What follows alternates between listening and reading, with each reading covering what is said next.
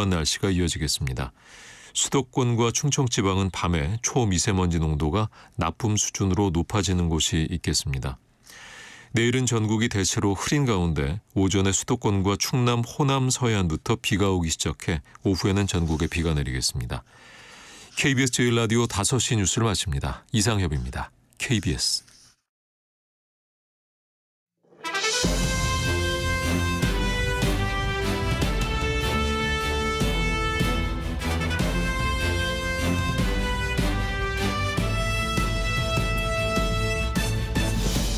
특집 KBS 1라디오 저녁.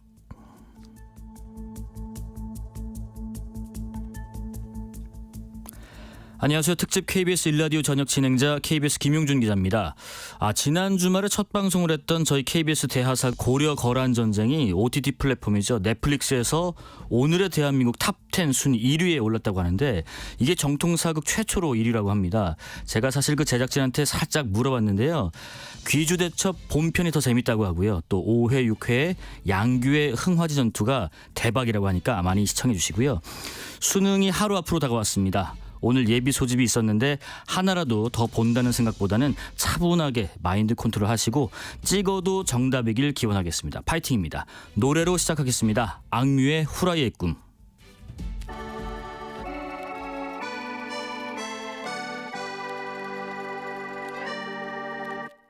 저 거위도 벽을 넘어 하늘을 나를 거라고 달팽이도 넓고 거친 바다 끝에 꿈을 둔다고 나도 꿈을 말고 꿈을 찾으래 어서 남의 꿈을 빌려 꾸기라도 해 내게 강요하지 말아요 이건 내 길이 아닌걸 내밀지 말아요 너의 구겨진 꿈을 난 차라리 흘러갈래 모두 높은 곳으로 날아볼 때 난 내 물결을 따라 Fall a long way 난 차라리 완달러 붙을래 날 재촉한다면 따뜻한 밥 위에 누워자는 Can I fly 같이 나는 너를 fly 고래도 사랑을 찾아 파도를 가를 거라고 다 못해 내 모두 꿈을 꾸는데 아무도 꿈이 없는 자에게 기회를 주지 않아 하긴 무슨 기회가 어울릴지도 모를 거야 무시 말아줘요 하고 싶은 게 없는 걸 왜 그렇게 반한 죄 지은 게 아닌데 난 차라리 흘러갈래 모두 높은 곳으로 날아볼 때 난 내 물결을 따라 Fall a long way 난 차라리 완달러 붙을래 날 재촉한다면 따뜻한 밥 위에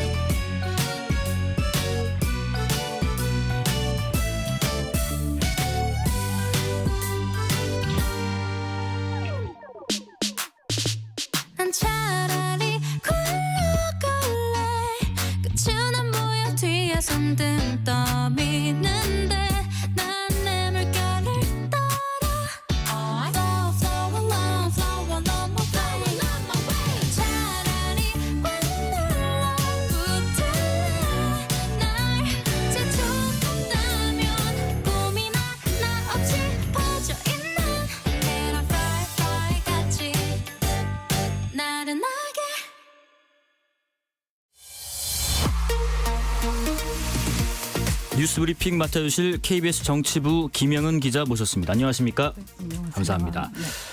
일단 첫 질문은 국회가 내년도 정부 예산에 대한 심사를 하고 있는데 연구개발 R&D 예산이죠. 분야 예산에서 이제 삭감과 관련해서 국민의힘이 현장 다니면서 소통 간담회를 좀 하고 있다는데 왜 그런 건가요? 네, 일단 유이동 국민의힘 정책위 의장이 좀 기조를 바꿔서 얘기를 했습니다. 네. 내년도 연구개발 R&D 예산 조정 편성 과정에서 미흡한 부분이 있었다고 인정을 한 건데요. 네네. 또 연구 현장의 목소리를 생생하게 듣고 예산 삭감에 따른 부작용이 없도록 꼼꼼히 챙기겠다고 밝혔습니다. 원래 좀 깎자고 했나 보네요. 네네. 예, 약간 삭감에 네, 대해서 네. 야당의 공격이 있었던 네. 부분인데요. 네. 그래서 정부 관계자들과 학계 인사들을 불러서 오늘 간담회를 연 거고요. 예. 또 유 정책위 의장은 일단 그 연구개발을 무한 투자하면 좋겠지만 쓸 수 있는 자원은 한정적이다. 더욱이 우리 경제 상황이 녹록치 않아서 나라 살림 허리띠가 불가피하다. 네. 이에 대한 예산 선택과 집중이 필요할 거다라고 말했고요. 또 이 자리에 참석한 이종호 과학기술정보통신부 장관도 네. R&D 시스템의 비효율적인 부분을 과감하게 걷어내고 세계 최초도 해보고 최고도 해보고 그런 연구를 할 수 있는 시스템을 구축하는 게 다음 세대에는 필요하다고 말했습니다. 예. 근데 그 민주당에서 이 R&D 예산 때문에 현장 일정에 또 나섰던데 네. 그 이재명 대표가 또 오늘 그런 얘기를 했더라고요. 황당무계하다 하면서 뭐 네, 현장에 네. 소통을 하고 있는데 그 얘기도 전해주시죠. 네, 이재명 대표가 오늘 대전에서 현장 최고위원회를 열었습니다. 예. 그 R&D 예산 삭감과 관련해서 황당무계하다. 젊은 연구자들이 연구직에서 쫓겨나거나 생계의 위협을 겪는 일이 정말 황당무계하다면서 네. 우회적으로 비판을 한 겁니다. 네. 예, 민주당이 반드시 R&D 예산을 복원해서 국민의 걱정거리를 덜고 젊은 연구자들의 희망을 꺾지 않겠다. 네네. 대한민국이 지속 성장할 수 있는 토대를 갖춰 나가겠다고 강조했습니다.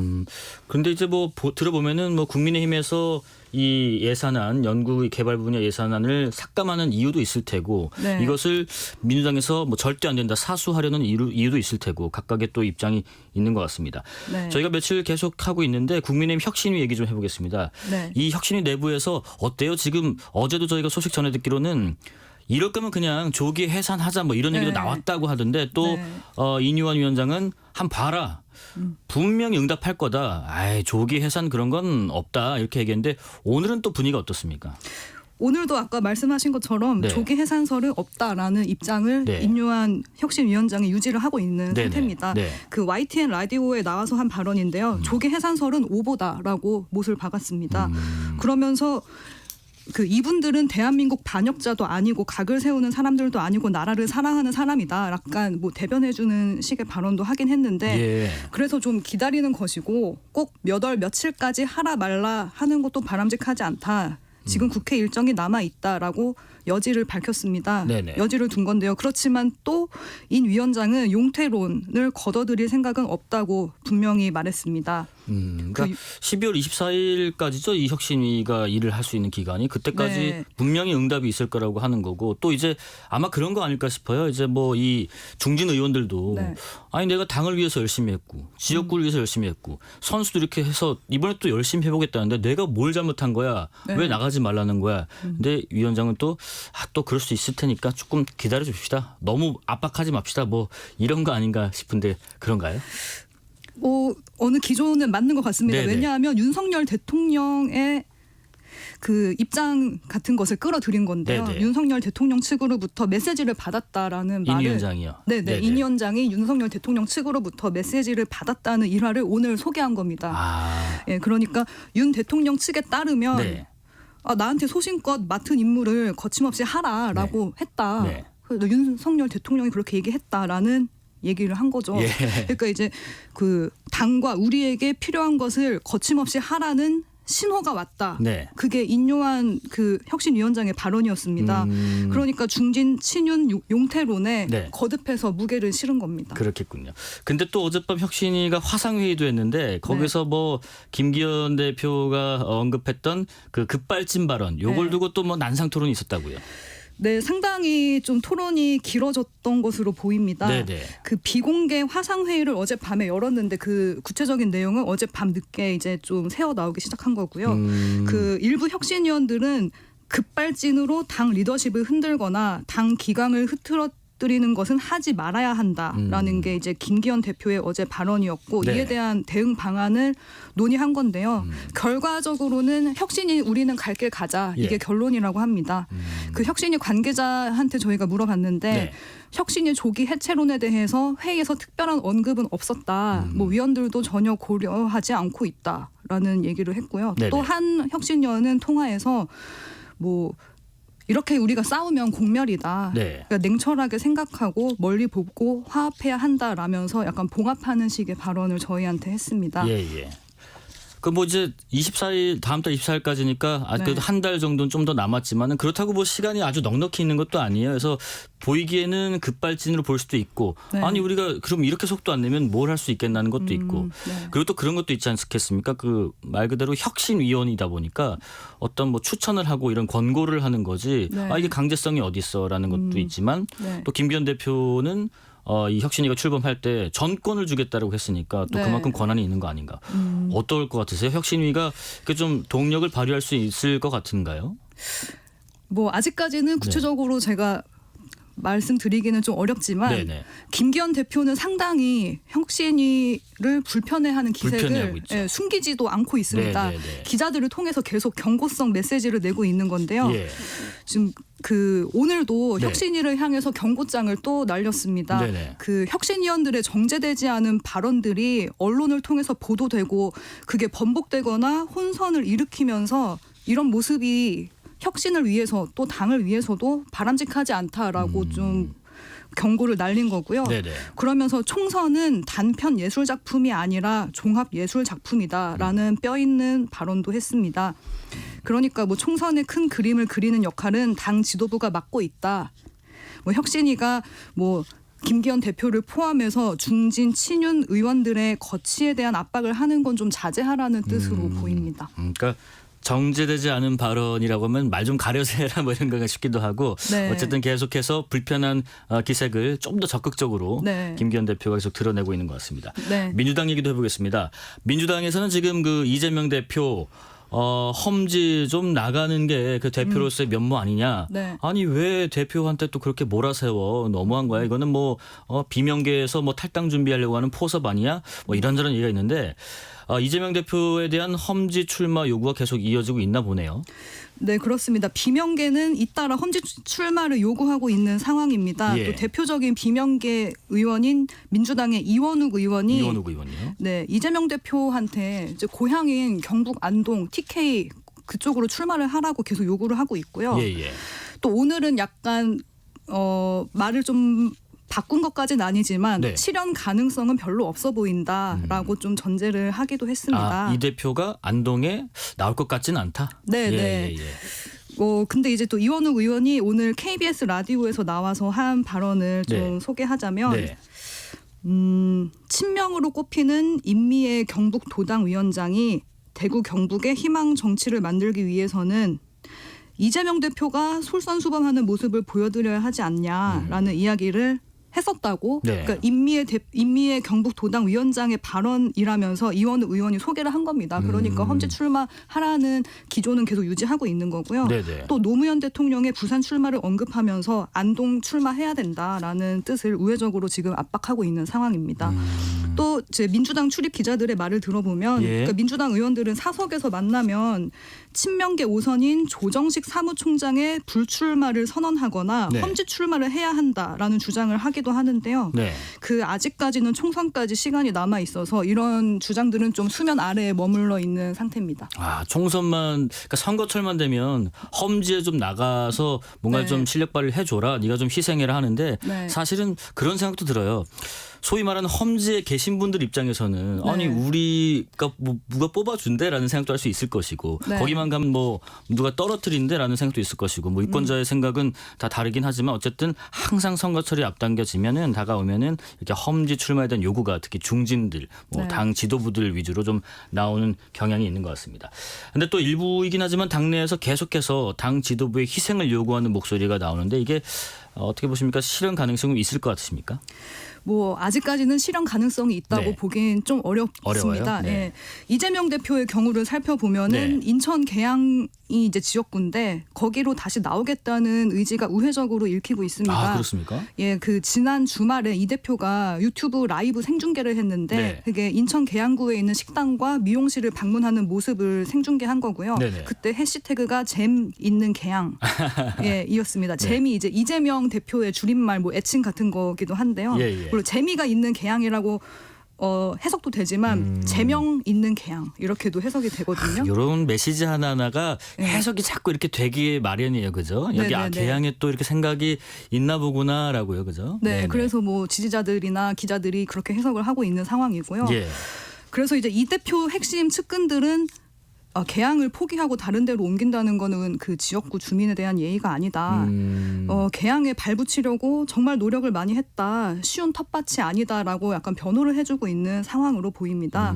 또 그 당내에서 이재명 대표의 측근으로 분류되는 인사들을 기자들이 만나서 얘기를 들어보면 예. 지금 총선 승리가 절실한 사람이 이재명 대표이기 때문에 뭐 총선 승리를 위해서는 뭐든지 할 거다라면서 그게 뭐 불출마 내지는 험지 출마 선언이 될 거라는 관측이 나오게끔 발언을 하고 있지만 네. 뭐 이런 유튜브 생중계 같은 걸 다 고려해 보면 아직까지는 실현 가능성이 있다고 보기엔 좀 어렵고 좀 지켜봐야 될 것 같습니다. 현재까지는 이제 뭐 그 개인적인 의견이긴 하지만 네. 안동에 대한 험지 출마 쪽보다는 개항에 대한 사랑이 조금 더 있는 거 아니냐라는 예, 추측을 해보겠습니다. 네네. 요즘에 또 관심사 중에 하나입니다. 그 메가시티 서울 얘기 좀 해보겠습니다. 네. 여당이 추진 중인 지금 김포의 서울 편입 메가시티 서울 관련해서 오세훈 서울시장이 단계적인 편입 방안을 내놨다는데 이게 단계적으로 뭐 어떻게 조금씩 이렇게 하겠다는 거예요? 아니면은 무슨 절차를 거쳐가겠다는 건가요? 그렇게 구체적인 내용까지 나오진 않았고요. 일단은 좀 그 일정 기간 완충 기간을 두자. 네. 그 기간이 좀 깁니다. 그 오늘 뉴시티 프로젝트 특별위원회 위원장인 국민의힘의 조경태 의원과 시청에서 만나서 한 얘기인데요. 네. 다른 지역들의 뭐 불이익이 있을 수 있으니까 6년에서 10년 동안 6년에서 10년이요? 꽤 긴 시간이네요. 그쵸. 예, 기존의 자치권과 재정 중립성을 보장한 완충 기간을 두는 게 필요하다라는 발언을 한 겁니다. 네. 예, 그러면서 뭐 서울시 편입은 첫째로는 서울 시민의 삶의 질이 향상돼야 하고 또 그렇죠. 도시 경쟁력이 올라가야 하고 국가 경쟁력을 높이기 위한 국토 균형 발전에 기여하는 방향으로 진행돼야 한다라고 네. 얘기를 한 겁니다. 네. 그러니까 지금 뭐 우리 수도 서울이잖아요. 수도 서울이 네. 더 커지는 건데 사실 뭐 청취자분들도 생각이 많으시겠습니다만은 서울 내에서도 왠지 소외됐다라고 생각하는 분도 네. 계실 거예요. 아니 지금 우리 뭐 구 혹은 뭐 우리 동네에 대한 신경을 좀 더 써주면 좋겠는데 왜 자꾸 덩치만 키워하는 분들도 계실 거고 반대로 이런 김포나 이제 근교에 있는 도시에서는 기대감이 또 클 수밖에 없죠. 아무래도 수도가 되면은 여러 가지 여건들이 좀 달라질 테니까 네. 그래서 상당한 그 진통이 또 있을 것 같은데 6년에서 10년 정도 네. 좀 유예 기간을 좀 두면서 좀 그러면 단계적으로 해가는 게 어떻겠냐는 또 생각도 밝혔군요. 네. 자 그리고 오늘 그 국회에서는 국방 안보 관련해서 아주 높은 네. 합참의장 후보자에 대한 청문회 김명수 합참의장 후보자 청문회가 진행 중인데 네. 이제 어제였던 것 같아요. 김명수 후보자에 대한 여러 가지 의혹 보도가 지금 나왔는데 첫 번째가 뭐 근무 중에 근무 시간에 이제 주식 거래를 했다라는 네. 것 그리고 북한의 도발 상황에서 굉장히 엄중한 상황 속에서도 뭐 골프를 쳤다는 의혹 또 마지막 하나가 자녀에 대한 학교 폭력 학폭 논란까지 나왔습니다. 그 얘기도 네. 전해주시죠. 네, 일단은 그 김명수 합참의장 후보자가 네. 고개를 숙였습니다. 아, 그 세 그렇습니까? 가지 의혹에 대해서 모두 인정을 했고요. 네네. 그 인사청문회 모두 발언에서부터 사과를 했습니다. 그 자녀 학교 폭력과 관련해서는 그 피해 학생과 학부모님께 깊이 사죄드린다. 네. 또 인사 검증 과정에서 질문이 수차례 있었는데 네네. 그 질문을 받았을 때는 인지를 하지 못했다. 그래서 그때는 몰랐다고 얘기를 한 거고 네네. 이제 뭐 모든 것은 내 불찰이다 이렇게 고개를 숙였습니다. 그러니까 이제 김명수 합참의장 후보자가 사실 해군의 삼성 장군에서 네. 바로 대장으로 진급하면서 또 바로 합참의장 후보자까지 됐고 네. 해군에서 만약에 합참의장이 이번에 나온다면 최윤희 의장 이후로 10년 만이란 말이죠. 그래서 네. 굉장히 기대도 컸고 우리 안보에 굉장히 키를 잡을 수 있는 사람인가 보구나 기대가 컸는데 네. 이런 지금 논란들이 나왔고 네. 조금 더 얘기해 보죠. 지금 김 후보자가 근무 시간에 주식 거래를 하긴 했다고 인정을 또 한 것 같고 네. 또 골프장도 그 상황이 좀 엄중한 상황에서 갔다 왔다는데 네. 이게 뭐 그 북한의 도발 상황 중에 갔다 온 건 또 아니잖아요. 끝났지만은 네. 그래도 그게 옳았느냐 뭐 이런 논란인 거죠. 네, 맞습니다. 네네. 그 민주당 윤우덕 의원의 말 먼저 보면 네. 그 합참 의장으로서는 국가 안보를 위한 애국심과 군인 정신이 턱도 없이 부족하다 이러면서 주식 거래 부분을 상당히 비판했습니다. 예. 그리고 또 너무 실망스럽다라고 네. 얘기를 했고요. 네. 김 후보자는 주식 거래 수차례 했다. 음. 그리고 부적절한 행위다라고 얘기를 했고요. 네. 그러면서 근무 시간에 자기 스마트폰으로 했다. 모든 금융 거래는 나의 스마트폰으로 한다라고 발언을 하기도 했습니다. 네, 그래서 아까 저도 좀 봤는데 합참의장이 만약에 되면 합참의장 임무가 끝날 때까지 주식거래 절대 하지 않겠다라고 다짐도 했던 것 같습니다. 네. 하나만 더 여쭤볼게요. 물론 뭐 합참의장의 직무와는 조금 거리가 있지만 그래도 소신을 물어본 것 같아요. 해병대 그 최상병 순직 네. 사건 관련돼서 이 책임 소재가 누구에게 있다고 답을 했나요? 지휘관 책임이다. 지휘관 네. 책임이요. 지휘관이 많은 책임을 갖고 있다라고 얘기를 했습니다. 네네. 예.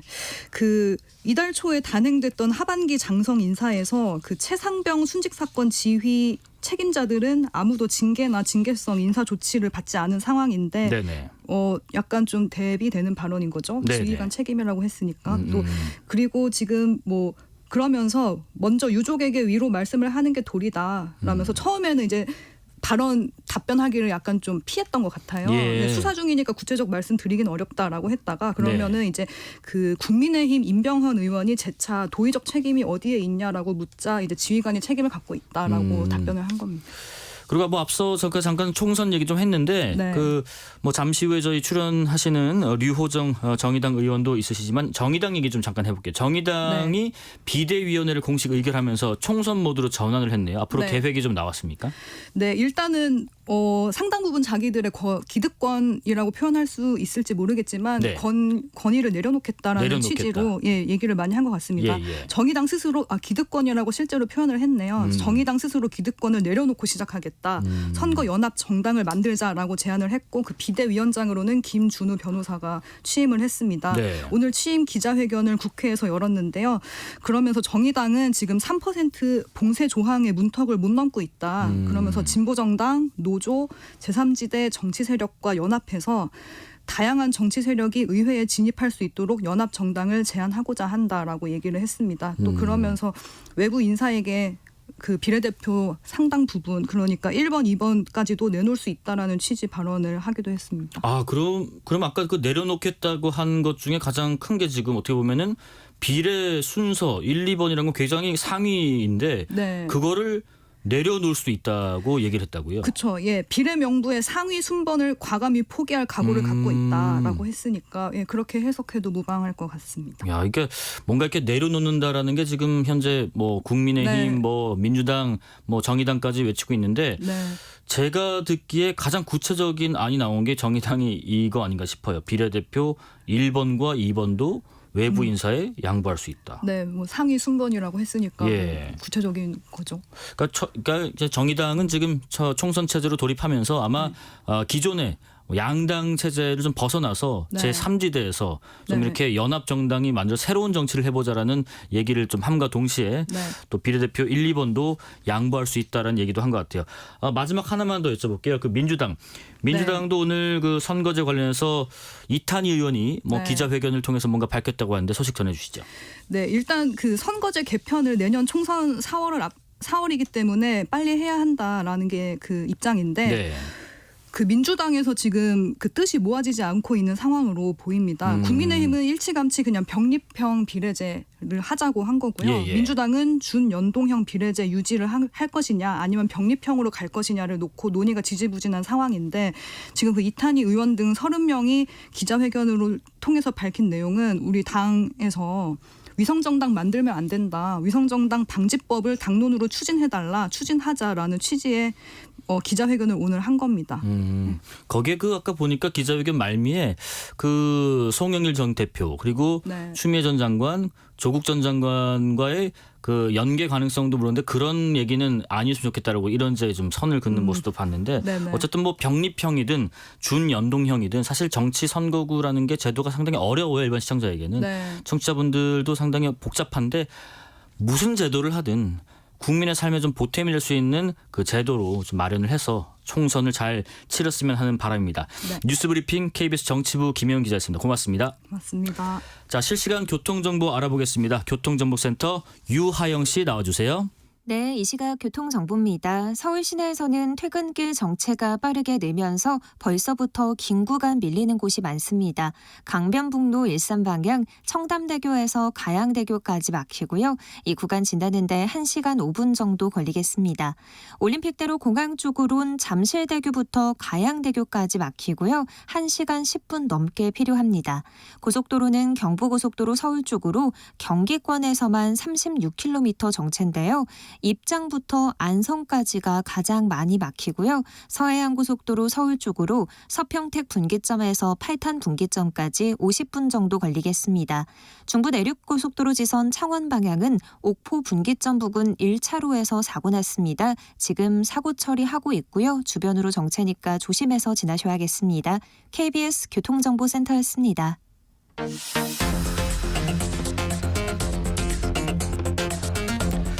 공동혁신구역 함께하실 세 분 모셨습니다. 김용태 국민의힘 전 최고위원, 권지웅 민주당 전세사기 고충 접수센터장, 류호정 정의당 의원 모셨습니다. 안녕하십니까? 안녕하세요. 네, 반갑습니다. 공동혁신구역 이름 좋네요. 오늘 사실 정치권 얘기를 하면 계속 논쟁마다 끝나는데 오늘 혁신적인 얘기를 많이 좀 해보겠습니다. 우선은 제가 정의당 류 의원님께 먼저 좀 여쭤볼게요. 앞서도 잠깐 소개를 했지만은 그 비례 1, 2번도 내려놓을 수 있다. 그리고 같이 이제 연합해서 한번 해보자 이런 제의를 하면서 본격적인 총선 모드로 들어간 것 같아요.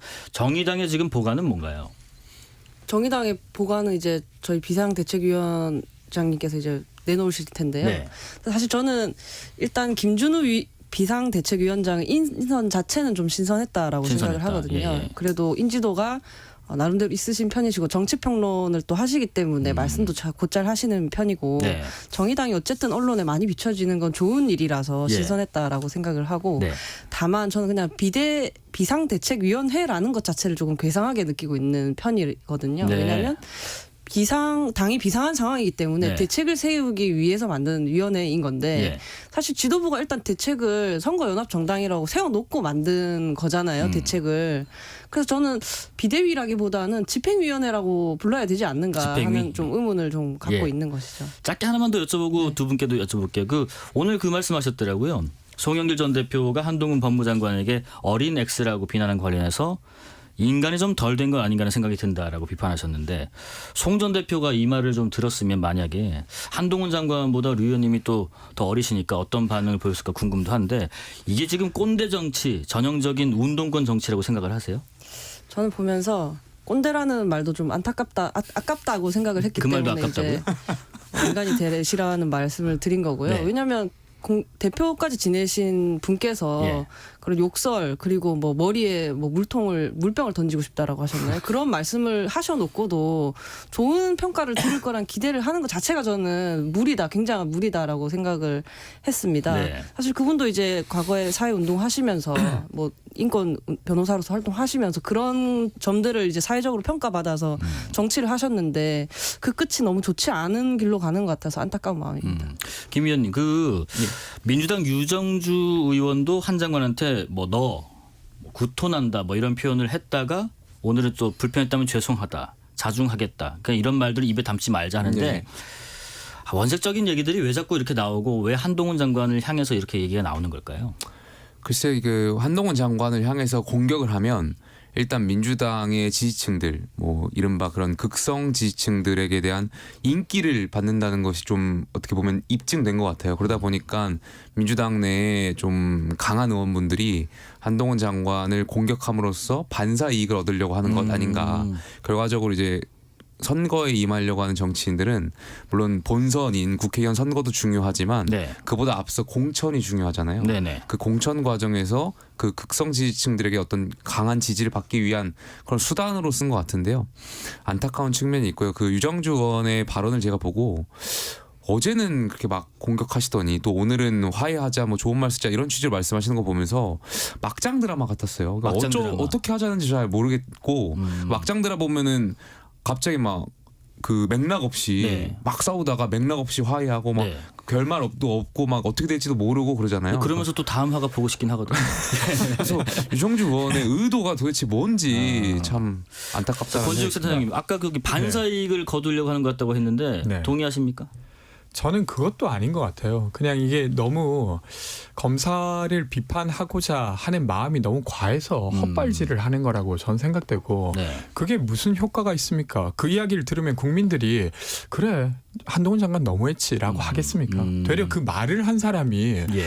야 저렇게 공격하는 걸 보니 한동훈이 잘하는가 보다 이렇게 생각하지 않겠습니까? 그러니까 저는 너무 과잉된 어떤 편향 한동훈 장관은 무조건 나쁘다는 편향을 민주당이 좀 내려놔야 된다고 생각하고 네. 근데 이제 송 전 대표님은 현재로는 민주당 소속은 아니세요. 예. 근데 전 대표까지 하셨기 때문에 민주당과 이미지가 이제 겹쳐지는 것인데 좀 자중하셔야 된다 이런 이야기 아까 들었어요. 잠깐 손을 드셨길래. 아 말씀하신 거 이제 이어서 네. 저한테 이제 오전 방송이 있은 후에 예. 저희 의원실에 뭐 항의 전화도 좀 있었거든요. 아, 그래요? 네, 이제 불이 날 정도로 왔나요? 네, 불이 날 정도는 그 아니고, 정도는 네, 아니고요. 네. 송영길 전 대표의 언행은 그럴만하다라는 거예요. 그 상황상 그럴만하고. 자기는 이해한다 뭐 이런 식으로 이제 말씀을 하셔서 예. 이 굉장히 이런 팬덤 정치라고 해야 될까요? 혹은 강성 지지층의 잘못된 감싸주기가 굉장히 그 해당 정치인 혹은 그 정당에도 좋지 않은 영향을 미치고 있구나 하는 생각이 좀 들었습니다. 그러니까 저는 뒤풀이 자리에서 예. 지인들과 그런 이야기 저는 그 정도 할 수도 있다고 생각해요. 그러니까 모르죠 우리는 그런 얘기 하면 그렇죠. 그래도. 네. 근데 이제 그건 매우 공적인 자리였지 않습니까? 출판기념회라고 하는 매우 공적인 자리에서 사실 공식적으로 말한 거기 때문에 당연히 문제적이었다라고 말씀드리겠습니다. 그러니까 저는 송영길 전 대표가 그 분을 비롯해서 이제 586 운동권 분들이 어떻게 보면 시대의 잔당들로 이제 평가되는 것 같아서 좀 안타까운 측면이 있어요. 그분들이 세상이 바뀌고 시대가 바뀐 것을 깨닫지 못하시는 것 같아서 안타깝다라는 말씀이고요. 과거에 저희가 이제 독재 정권이었을 때 586 운동권 분들이 분명히 시위하고 목숨 걸면서 지켜온 이 민주주의 아니겠습니까? 그런데 역설적이게도 그런 분들이 이제 민주당의 주류가 되고 30대 때부터 국회의원 해왔던 그 시절이 잊지 못하시고 있는 것 같은데 오히려 이제는 그 민주주의를 지켰던 586 운동권들이 역설적이게도 민주주의의 위기를 촉발하고 있는 것 같아요. 정치의 사법화를 남용하고요. 예. 갈등을 해결해야 되고 조정해야 될 정치의 본연의 인물 다 방기하고 뭐든지 탄핵하려고만 하려고 하는 이런 행태들이 결과적으로 어떻게 보면은 민주주의의 위기를 다 촉발하고 있는 거 아닌가 예. 안타까운 생각이 있습니다. 86 세대가 다 그런 건 아닙니다. 그렇죠. 물론 예. 아 그래도 훌륭한 예, 예. 삶을 산 훌륭한 분도 분들, 있어서 자, 그분들의 그걸 네. 폄하하는 게 아니라 그러니까요. 예. 권지욱 센터장님 네. 요즘에 들어보셨을 거예요. 조국, 송영길, 추미애 해서 조송추 뭐 순서를 바꾸기도 하던데 어쨌든 네. 그렇게 부르는 말이 생겼던데 이분들이 내년 총선에 출마하는 것을 좀 시사하고 있는 듯 보여요. 세 분이 연대할 가능성이 있을지 또 만약에 송 전 대표와 이 조국 전 장관, 추미애 전 장관이 연대를 하면 이게 총선에 미친 영향이 있을지 궁금합니다.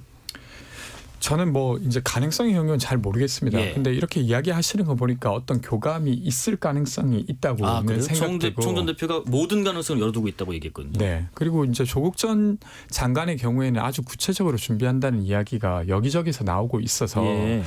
일단은 각자는 준비하는 것 같고 그것이 연결될지 어떨지는 지금 잘 모르겠습니다만 제가 이야기 드리고 싶은 건 민주당 당원 입장에서 검찰이 문제적입니다. 검찰의 개혁이 필요해요. 예. 근데 국민 전체의 정서를 봤을 때 검찰과만 싸운다고 해서 총선에 이길 수는 없습니다. 그러니까 2022년도 신뢰도 조사, 사회조사를 보면 국회의 신뢰도가 한 20몇 %로 꼴찌예요. 예. 검찰의 신뢰도는 40몇 % 정도로 국회보다 한 2배 정도 돼요. 그러니까 이게 이제 너무 편향적으로 검찰과만 잘 싸우면 마치 국민들의 신뢰를 얻을 거라고 하는 착각. 그 착각 위에서 지금 송 전 대표님도 그리고 조국 전 장관님도 출마하신다고 저는 생각돼요. 예. 근데 결코 그렇지 않다. 세상이 다 검찰만 쳐다보고 있는 게 아니다. 우리는 되려 전세 사기 문제로 걱정하고 내일 채용 공제 사업이 없어져서 중소기업에 못 들어가는 이런 삶의 문제를 겪고 있는데 이런 문제랑 전혀 다른 걸 가지고 총선에서 승부 본다? 저는 별로 유의미하지 않을 거라고 생각합니다. 류 의원님도 같은 생각이신가요? 그렇죠. 우선은 이제 말씀하신 거 또 이어서 말씀을 네네. 드리자면 이분들 세계관이 반독재 민주화 세계관을 좀 갖고 계시잖아요. 아, 네네. 이제 우리나라는 독재 국가라서 아직도 민주화가 필요한 거고 그러면 이제 우리는 민주주의를 위해 싸우는 전사들이기 때문에 때때로 가격해줘도 괜찮은 거죠. 많은 것들이 양해가 돼버리는 거죠. 그러다가 이제 지금 추진하는 검찰 개혁이 잘 안 되니까 네. 거기에 또 똑같이 검찰 독재라는 이름을 붙이고 지금 우리나라에서 일어나는 모든 문제들이 다 검사들이 너무 많은 권력을 예. 가져서라고 하게 되고 그러다 네. 보면 또 이번에처럼 뭐 이렇게 욕설도 하고 물병을 던지고 싶다라는 과격한 이야기를 하고 예. 또 그 지지자들이 전화를 하셔가지고 괜찮다라는 말도 나오고 하는 거죠. 근데 그렇게 할수록 한동훈 장관만 또 더 인기를 얻게 될 것 같거든요. 시민들의 평균적인 지지를 얻는 데에는 조금 이런 세계관은 별로 도움이 되지 않는다 그렇게 생각합니다. 네, 김용태 이른바 의원님, 예. 그 조성추라고 하는 분들이 네. 국민의힘 입장에서 전략적으로 봤을 때 출마하신다면 뭐 신당을 뭐 창당하신다면 나쁠 건 없다라고 생각합니다. 나쁠 거 전략적으로 없어요? 봤을 네네네. 때. 왜냐하면 조국 전 장관이라든지 네. 뭐 이런 분들 추미애 전 장관 같은 경우 과거 윤석열 정권을 탄생시켰던 어떻게 보면은 어둠의 저희가 선대위원장이라고 임명했던 바가 있어서 네. 본인들께서 출마하신다면 저희 전략상 국민의힘에 나쁘지 않다는 말씀 좀 드리고 싶고요. 다만 민주공화국의 일원으로서 봤을 때 전 조 전 장관의 개인 명예회복성 출마는 굉장히 부적절하다고 생각해요. 조 전 장관께서 2021년도에 책을 내셨는데 예. 거기서 본인은 법학자다 그러면서 본인을 둘러싼 어떤 혐의에 대해서 최종 판결에 대해서는 수긍하겠다라는 표현을 했었어요. 네. 그런데 최근에 1심 판결에서 여러 혐의에 대해서 유죄가 나왔지 않습니까? 네. 징역형이 나왔었는데 여기에 대해서 본인이 정말 법학자고 하면 2심이라든지 3심 가셔가지고 본인의 어떤 법적인 문제를 다퉈야지 이제 와서 비법률적인 방식으로 다투겠다? 예. 그것이 과연 공화국의 일원으로서 적절한 표현인가? 저는 이 참정권이 갖고 있는 어떤 의미, 우리가 투쟁하고 어떤 그랬던 산물의 역사인데 그 참정권, 공무 단임권에 대한 의미마저 퇴색시켜 버렸던 발언 아닌가? 그래서 대한민국 법무부 전 장관으로서의 굉장히 부적절한 발언이었다고 생각합니다. 김용태 의원 뭐 지금 이렇게 언급에 약간 입이 풀리신 김에 여쭤볼게요. 이준석 전 대표 얘기 좀 예, 해보겠습니다. 갑자기요? 네.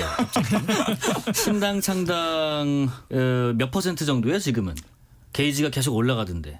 뭐 이준석 전 대표 표현에 의하면 뭐 네. 60%라고 60%요? 한 것 같은데 예. 저는 글쎄요 뭐 당인의 한 사람으로서 뭐 퍼센테이지 하고 하는 거는 좀 부적절해 보여. 제 개인적으로 예. 여기서 말씀드리는 건. 허은하 의원 사무실에서 이제 회동을 한 이후에 계속해서 이 전 대표하고 교감을 하고 있나요 혹시?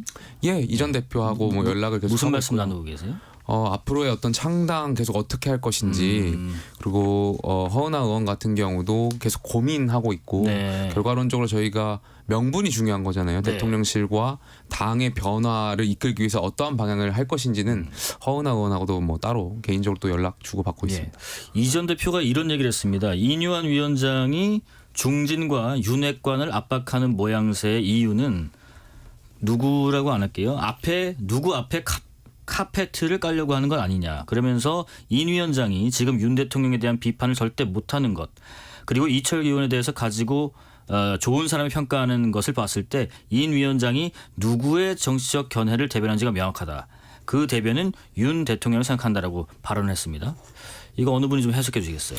저는 예. 뭐 적절한 해석이라고 생각되는데요. 네. 왜 그러냐면 혁신위가 만들어진 것은 윤석열 대통령의 국정기조를 변화하라는 네. 국민들의 어떤 강서구청장 민심 때문이에요. 네. 근데 지금 혁신위원장이 그 이야기 하나도 안 하잖아요.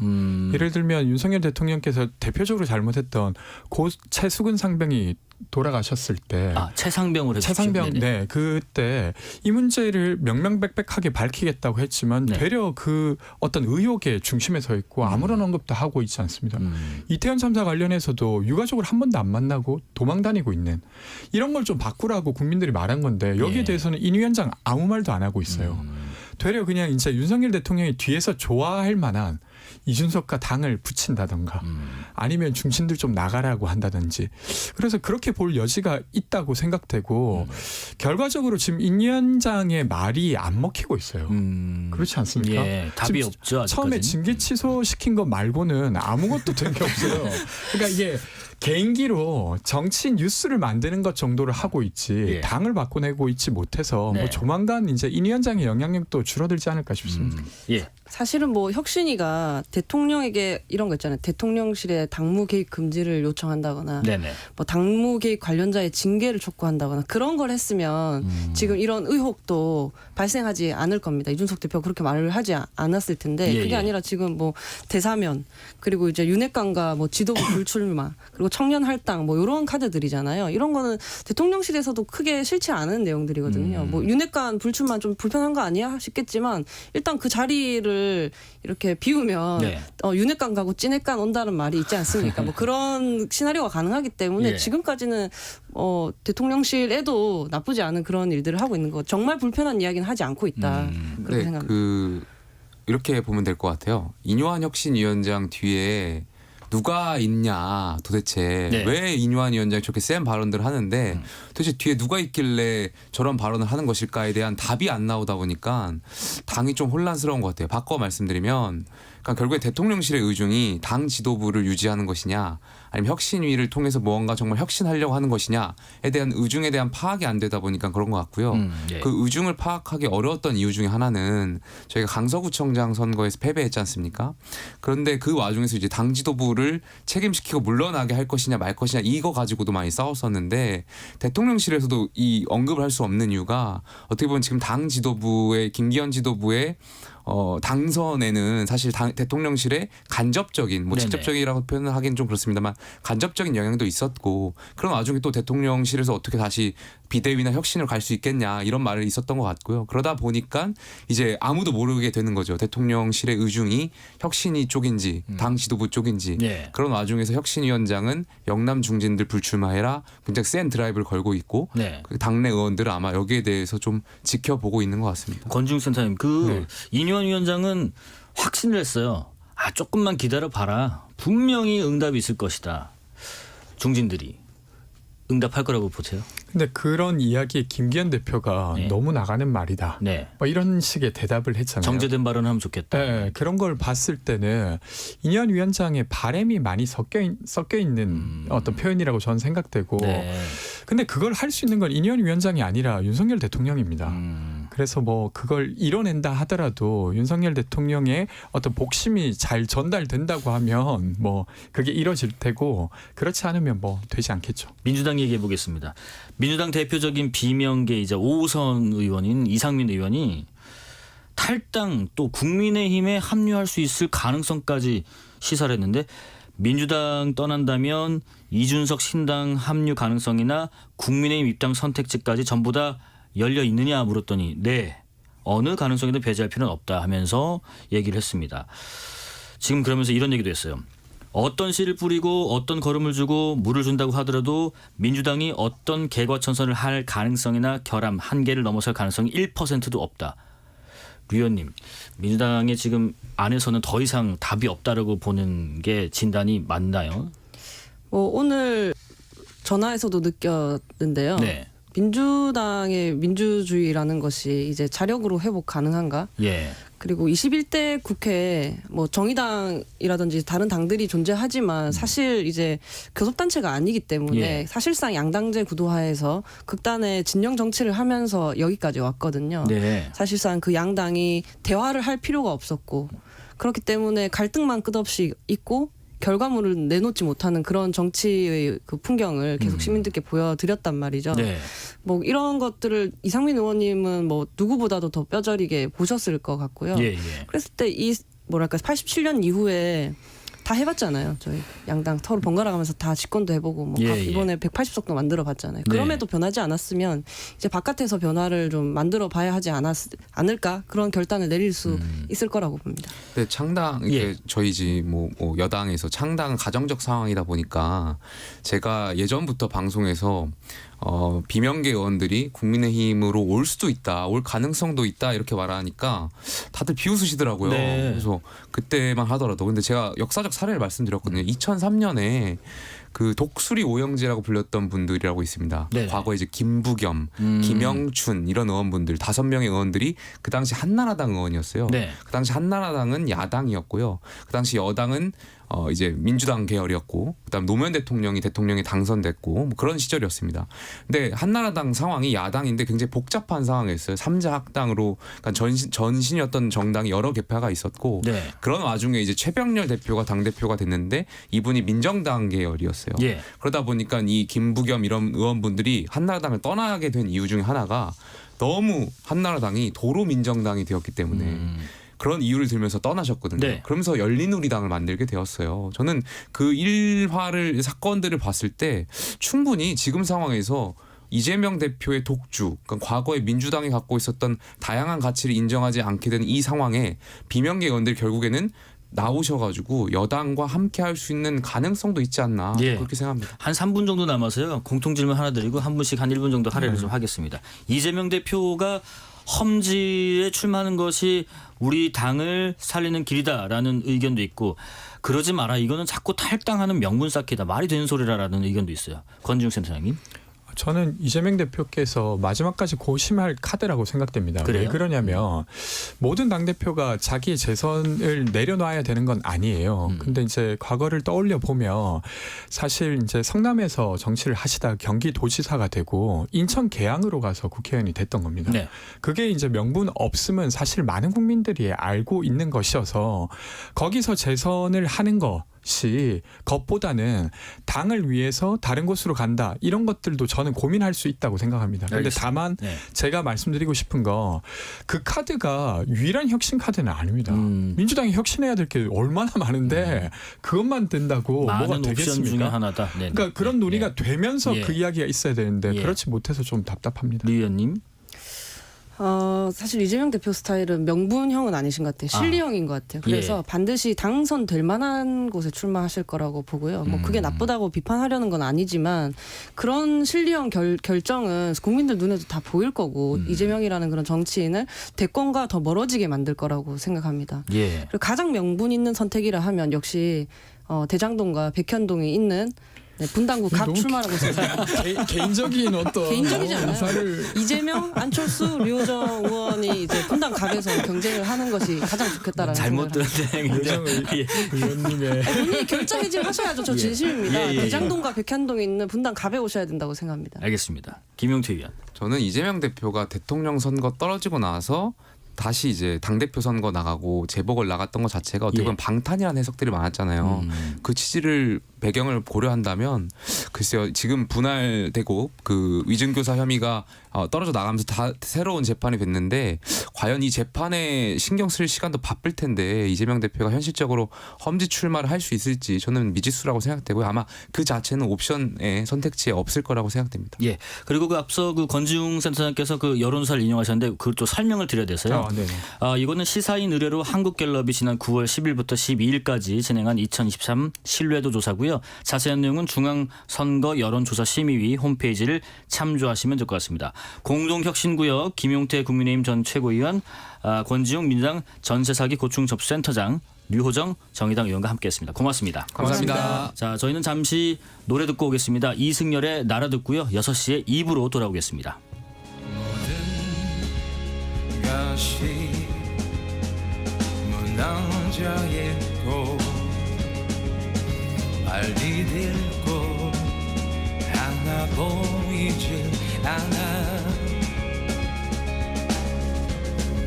까맣게 들이운 공기가 널 덮어 눈을 뜰 수조차 없게 한데도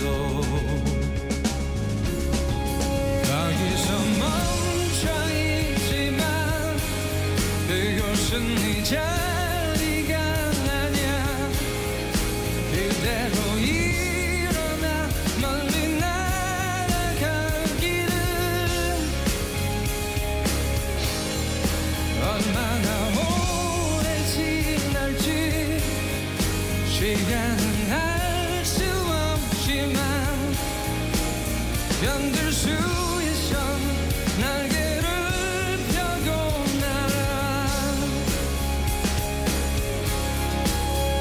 결국 멀리 떠나버렸고 서로 숨어 모두 보이질 않아 차갑게 내뱉는 한숨이 널 덮어 숨을 쉴 수조차 없게 한데도 거기서 멈춰있지만 그곳은 네 자리가 아냐 그대로 일어나 멀리 날아가기를 얼마나 오래 지날지 시간은 알 수 없지만 견딜 수 있어 날개를 펴고 날아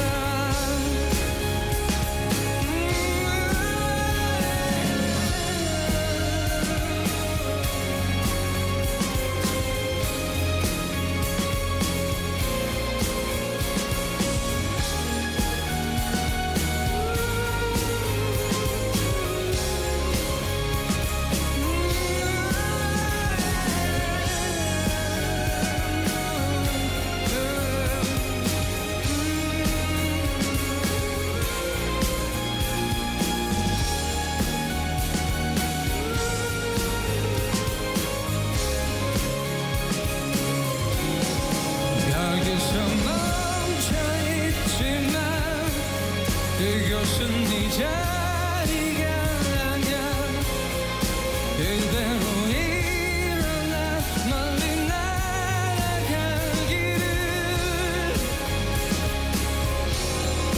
얼마나 오래 지날지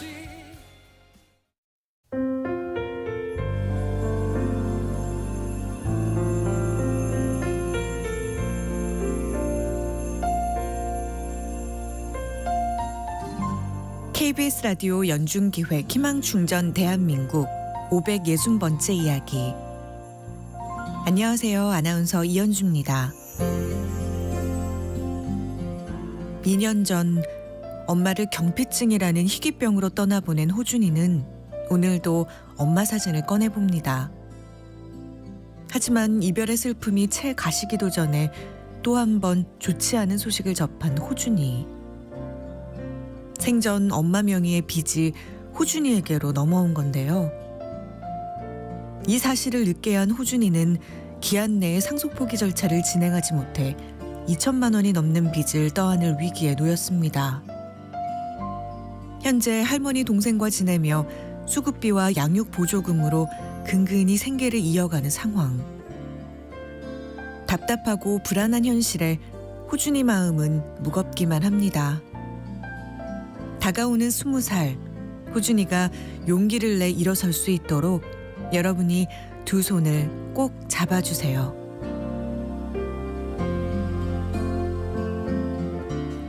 여러분의 따뜻한 손길이 희망의 빛이 됩니다. ARS 060-700-1580 060-700-1580 한 통화 3,000원으로 희망을 선물해주세요. KBS 라디오 연중기획 희망충전 대한민국은 초록우산 어린이재단, 인탑스 주식회사 그리고 청취자 여러분과 함께합니다. ARS 060-700-1580 한 통화 3,000원입니다.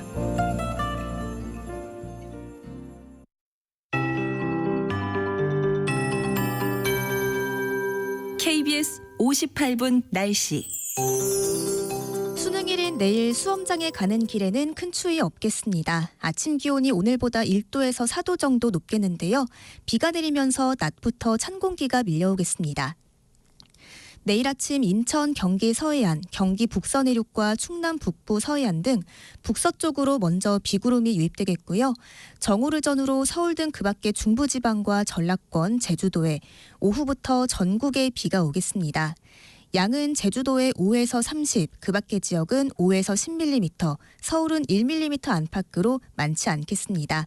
다만 오후에 서쪽에서는 돌풍과 함께 천둥 번개가 치는 곳이 있겠습니다. 내일 아침 기온은 서울과 강릉, 광주 6도, 대전 4도, 부산 8도 안팎이 예상되고요. 낮 기온이 크게 오르지 못하고 서울이 8도, 대전 9도, 광주 11도, 대구 11도, 강릉 13도 안팎에 머물겠습니다. 모레 아침엔 서울이 0도, 주말엔 영하 3도까지 떨어진 뒤 토요일 낮부터 기온이 올라서겠습니다. 모레는 전국 대부분 지역에 첫눈이 내릴 가능성이 있는데요. 충북과 전북 내륙에 최대 7cm, 전북 동부와 제주 산지에 많게는 10cm의 눈이 내려 쌓일 수 있겠습니다. 지금 서울의 기온은 9.7도입니다. 박다영입니다.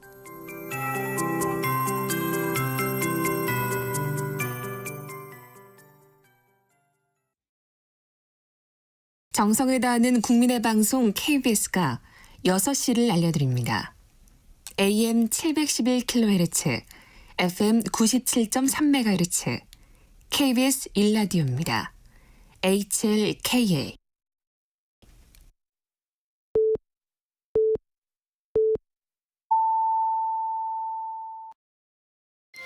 KBS 1라디오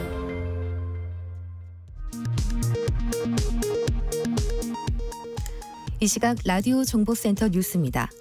윤석열 대통령이 아시아 태평양 경제협력체 APEC 정상회의 참석을 위해 미국으로 출발했습니다. 김명수 합참의장 후보자가 인사청문회에서 자녀의 학교 폭력과 근무 시간 중 주식 거래, 북한 도발 상황에서 골프장 방문 등에 대해 사과했습니다. 해병대 채모 상병 순직 사건에 대해서는 지휘관 책임이라고 밝혔습니다. 국민의힘 유이동 정책위의장은 내년도 R&D 예산 편성 과정에서 미흡한 부분이 있었다며 예산 삭감 부작용이 없도록 꼼꼼히 챙기겠다고 밝혔습니다. 더불어민주당 이재명 대표는 당력을 총동원해서 R&D 예산을 반드시 복원하겠다고 말했습니다.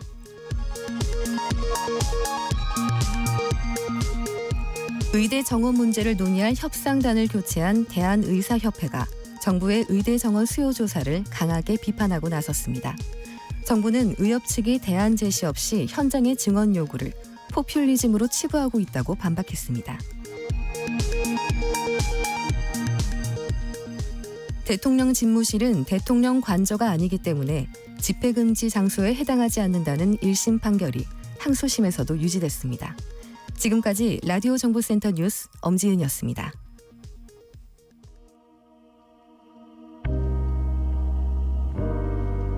노래 듣고 이어가겠습니다. 아델이 부릅니다. When We Were Young.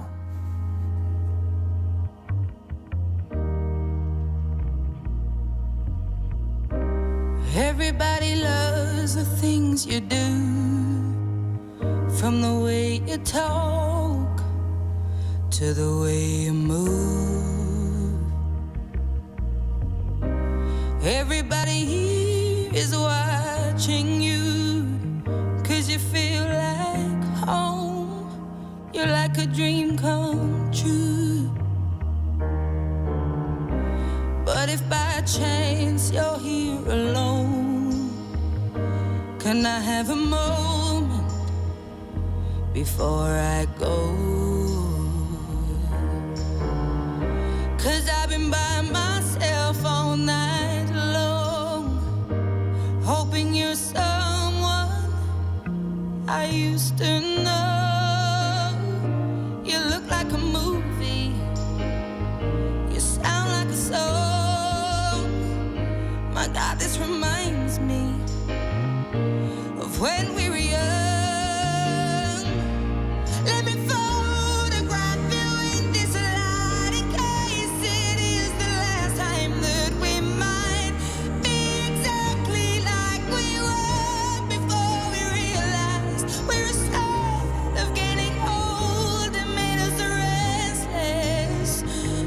just like a movie. It was just like a song. I was so scared to face my fears. Nobody told me that you'd be here. And I swear you moved overseas. That's what you said when you left me. You still look like a movie. You still sound like a song. My God, this reminds me of when we were young. Let me photograph you in this light in case it is the last time that we might be exactly like we were before we realized we were sad of getting old. It made us restless. It was just like a movie. It was just like a song.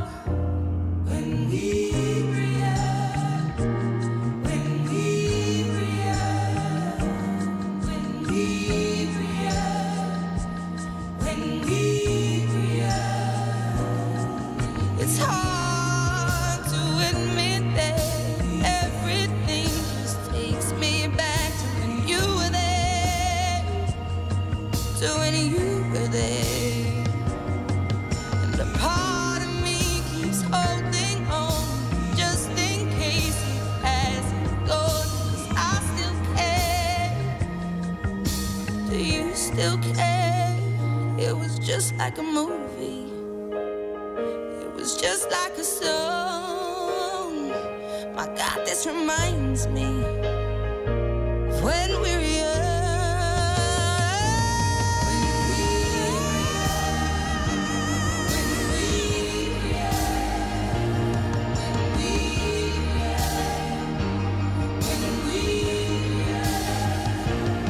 Let me photograph you in this light in case it is the last time that we might be exactly like we were before we realized we were sad of getting old. They made us restless.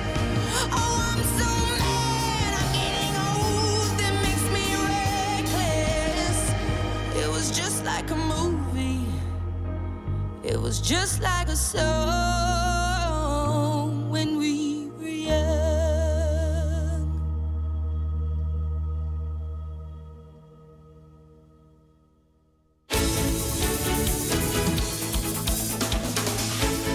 과학과의 수다, 과학 이야기 들려주실 엑소 과학 커뮤니케이터 모였습니다. 안녕하십니까? 네, 반갑습니다. 엑소쌤입니다.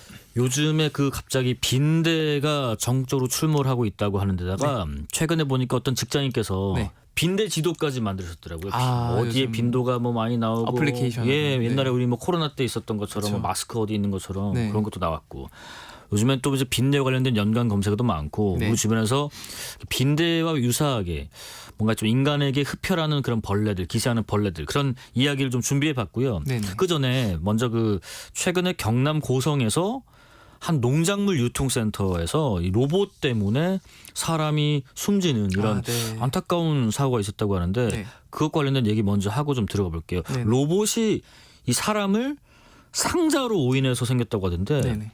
이거 어떻게 된 일인가요? 사실 이런 사례가 과거부터 안타깝게도 여러 차례 있었고요. 네. 뭐 첫 번째 사례 같은 경우는 1979년에 미국의 포드 자동차 공장에서 예. 이 세계 최초로 로봇 때문에 사람이 사망한 사건이 첫 케이스입니다. 아. 그때 사례를 들려드리자면 25세였던 이 로버트 윌리엄스라는 분이 이 로봇 운송 시스템이 잘못한 값을 가지고 속도가 좀 느려지는 걸 통해서 이게 시스템이 고장났구나 생각해서 직접 부품수로 확인하러 들어갔다가 네네. 안타깝게도 이 로봇 이 팔에 머리를 부딪혀 사망한 사례가 있고요. 이분 같은 경우는 이제 유족이 이 로봇 제조사에 고소를 해서 뭐 소송 끝에 뭐 약 133억 원의 배상금을 지불받은 판례가 있습니다. 네. 뭐 아무튼 그때 이후로 뭐 92년부터 2017년까지 이 작업장 로봇으로 인해 미국에서는 한 41명 정도의 사망자가 발생을 했다라고 알려져 있고요. 뭐 이런 케이스 같은 경우는 당연히 로봇이 정확하게 이런 물품이나 아니면 사람 이런 것들을 인지하는 것에 한계가 있다 보니까 예. 뭔가 의지를 가지고 이렇게 뭔가 의도적으로 했다기보다는 그런 안타까운 사례가 빈번히 있었다라고 볼 수 몇 해 있을 전에 되게 유명한 영상도 있었잖아요. 그 고속도로 우리나라 아니지만 고속도로에 그 전기 자동차가 가는데 네. 인지를 못해서 그대로 앞에 그 맞아요. 트럭이었나요? 네. 받아버린 경우도 네. 있고 또 영화를 보다 보면은 인공지능 로봇인데 아군인데 적으로 오인해서 막 총을 쏴서 이렇게 맞아요. 사살하는 경우도 있고 네네. 이런 오류들을 해결할 기술이 아직 명확히 있지는 않은가요? 네, 맞습니다. 사실 이걸 해결하는 방안은 결국 로봇이 인식하는 이 시스템 체계 자체가 아직 완벽하지 않기 때문에 지금 당장은 해결할 수 없고요. 뭐 사람이 더 주의를 기울여야 하고 심지어 요즘 나오는 자율주행차에서도 이 건물이나 도로 사람들을 인식하는 센서가 뭐 라이더 센서라든가 또는 뭐 특정 회사에서는 카메라 기반으로 하기도 하는데 예. 완벽하게 구분을 못하기 때문에 아직 완전 자율주행 기술이 나오지 않은 거거든요. 네네네. 그래서 결국 이런 기술들이 더욱더 잘 구별할 수 있을 때까지는 당연히 이제 이런 기계를 다룰 때 좀 조심히 다뤄야 되고 그나마 좀 다행이라고 좀 긍정적으로 생각해 봐야 될 부분은 최근엔 이런 생성형 AI, 챗GPT라든가 바드라는 것들이 많이 나오지 않습니까? 예. 그래서 이런 젠 AI라 그런데 이런 AI 자체가 갑자기 창발성이라 그래서 특정 어떤 분야든 굉장히 얘가 사람 이상으로 잘하는 그런 인공지능들이 나오고 있거든요. 네네. 그래서 예전에는 이런 뭐 말이나 소를 구분하는 거는 인공지능은 잘 구분을 못했고 사람은 딱 구분을 할 수 있었지만 예. 이제는 이제 사람만큼 구분을 잘한단 말이죠. 그래서 이런 생성형 AI를 다양한 이제 뭐 위험할 수 있는 그런 작업장에 이제 사람과 또는 부품을 구분할 수 있는 그런데 빨리 적용이 돼서 좀 이런 안타까운 사례가 빨리 줄어들었으면 하는 바람이긴 합니다. 예. 네. 저희 집에도 그 로봇 청소기가 있는데 사실 저는 로봇 청소기 처음 살 때 왜 이렇게 비싼가 했는데 네. 학습을 하는 그게 있다고 해서 네. 그게 무슨 말인지 했더니 처음에는 계속 부딪히다가 네. 한 두세 번 도니까 그다음부터는 그 앞에서 돌더라고요. 얘가. 맞습니다. 그래서 얘가 공부를 하는구나. 네. 그래서 다른 물건도 갖다 놓으면은 또 몇 번 부딪히다가 회전을 해서 이렇게 우회를 한다든가. 그쵸. 야, 저 되게 좀 똑똑하면서도 좀 무섭기도 하고, 네네. 좀 그렇구나 싶었습니다. 자, 그럼 본론으로 들어가서 오늘은 흡혈하는 벌레들에 대해서 준비하셨다고 하는데 얘기 들어보겠습니다. 네, 맞습니다. 사실 모기를 제외하고 인간의 피를 빠는 작은 벌레들 하면 다들 헷갈리실 거예요. 네네. 왜냐하면 너무 많거든요, 종류가. 그래요. 그래서 최근에 많이 출몰하고 있는 빈대뿐만 아니라 뭐 진드기, 벼룩 그리고 이라는 벌레까지 사실 그것도 있고 그 뭐죠? 그 논에서 물리면 피가 막 났던 거 있었는데. 거머리 말씀하시죠. 거머리. 네. 거머리 같은 경우는 이제 우리 눈에 띄기 때문에 당연히 이제 구분하기 쉽고 네네. 사실 거머리는 논밭 같은 특수한 케이스에서 만날 수 있지만 제가 방금 말씀드린 빈대, 진드기, 벼룩 이는 사실 좀 헷갈리거든요. 맞아요.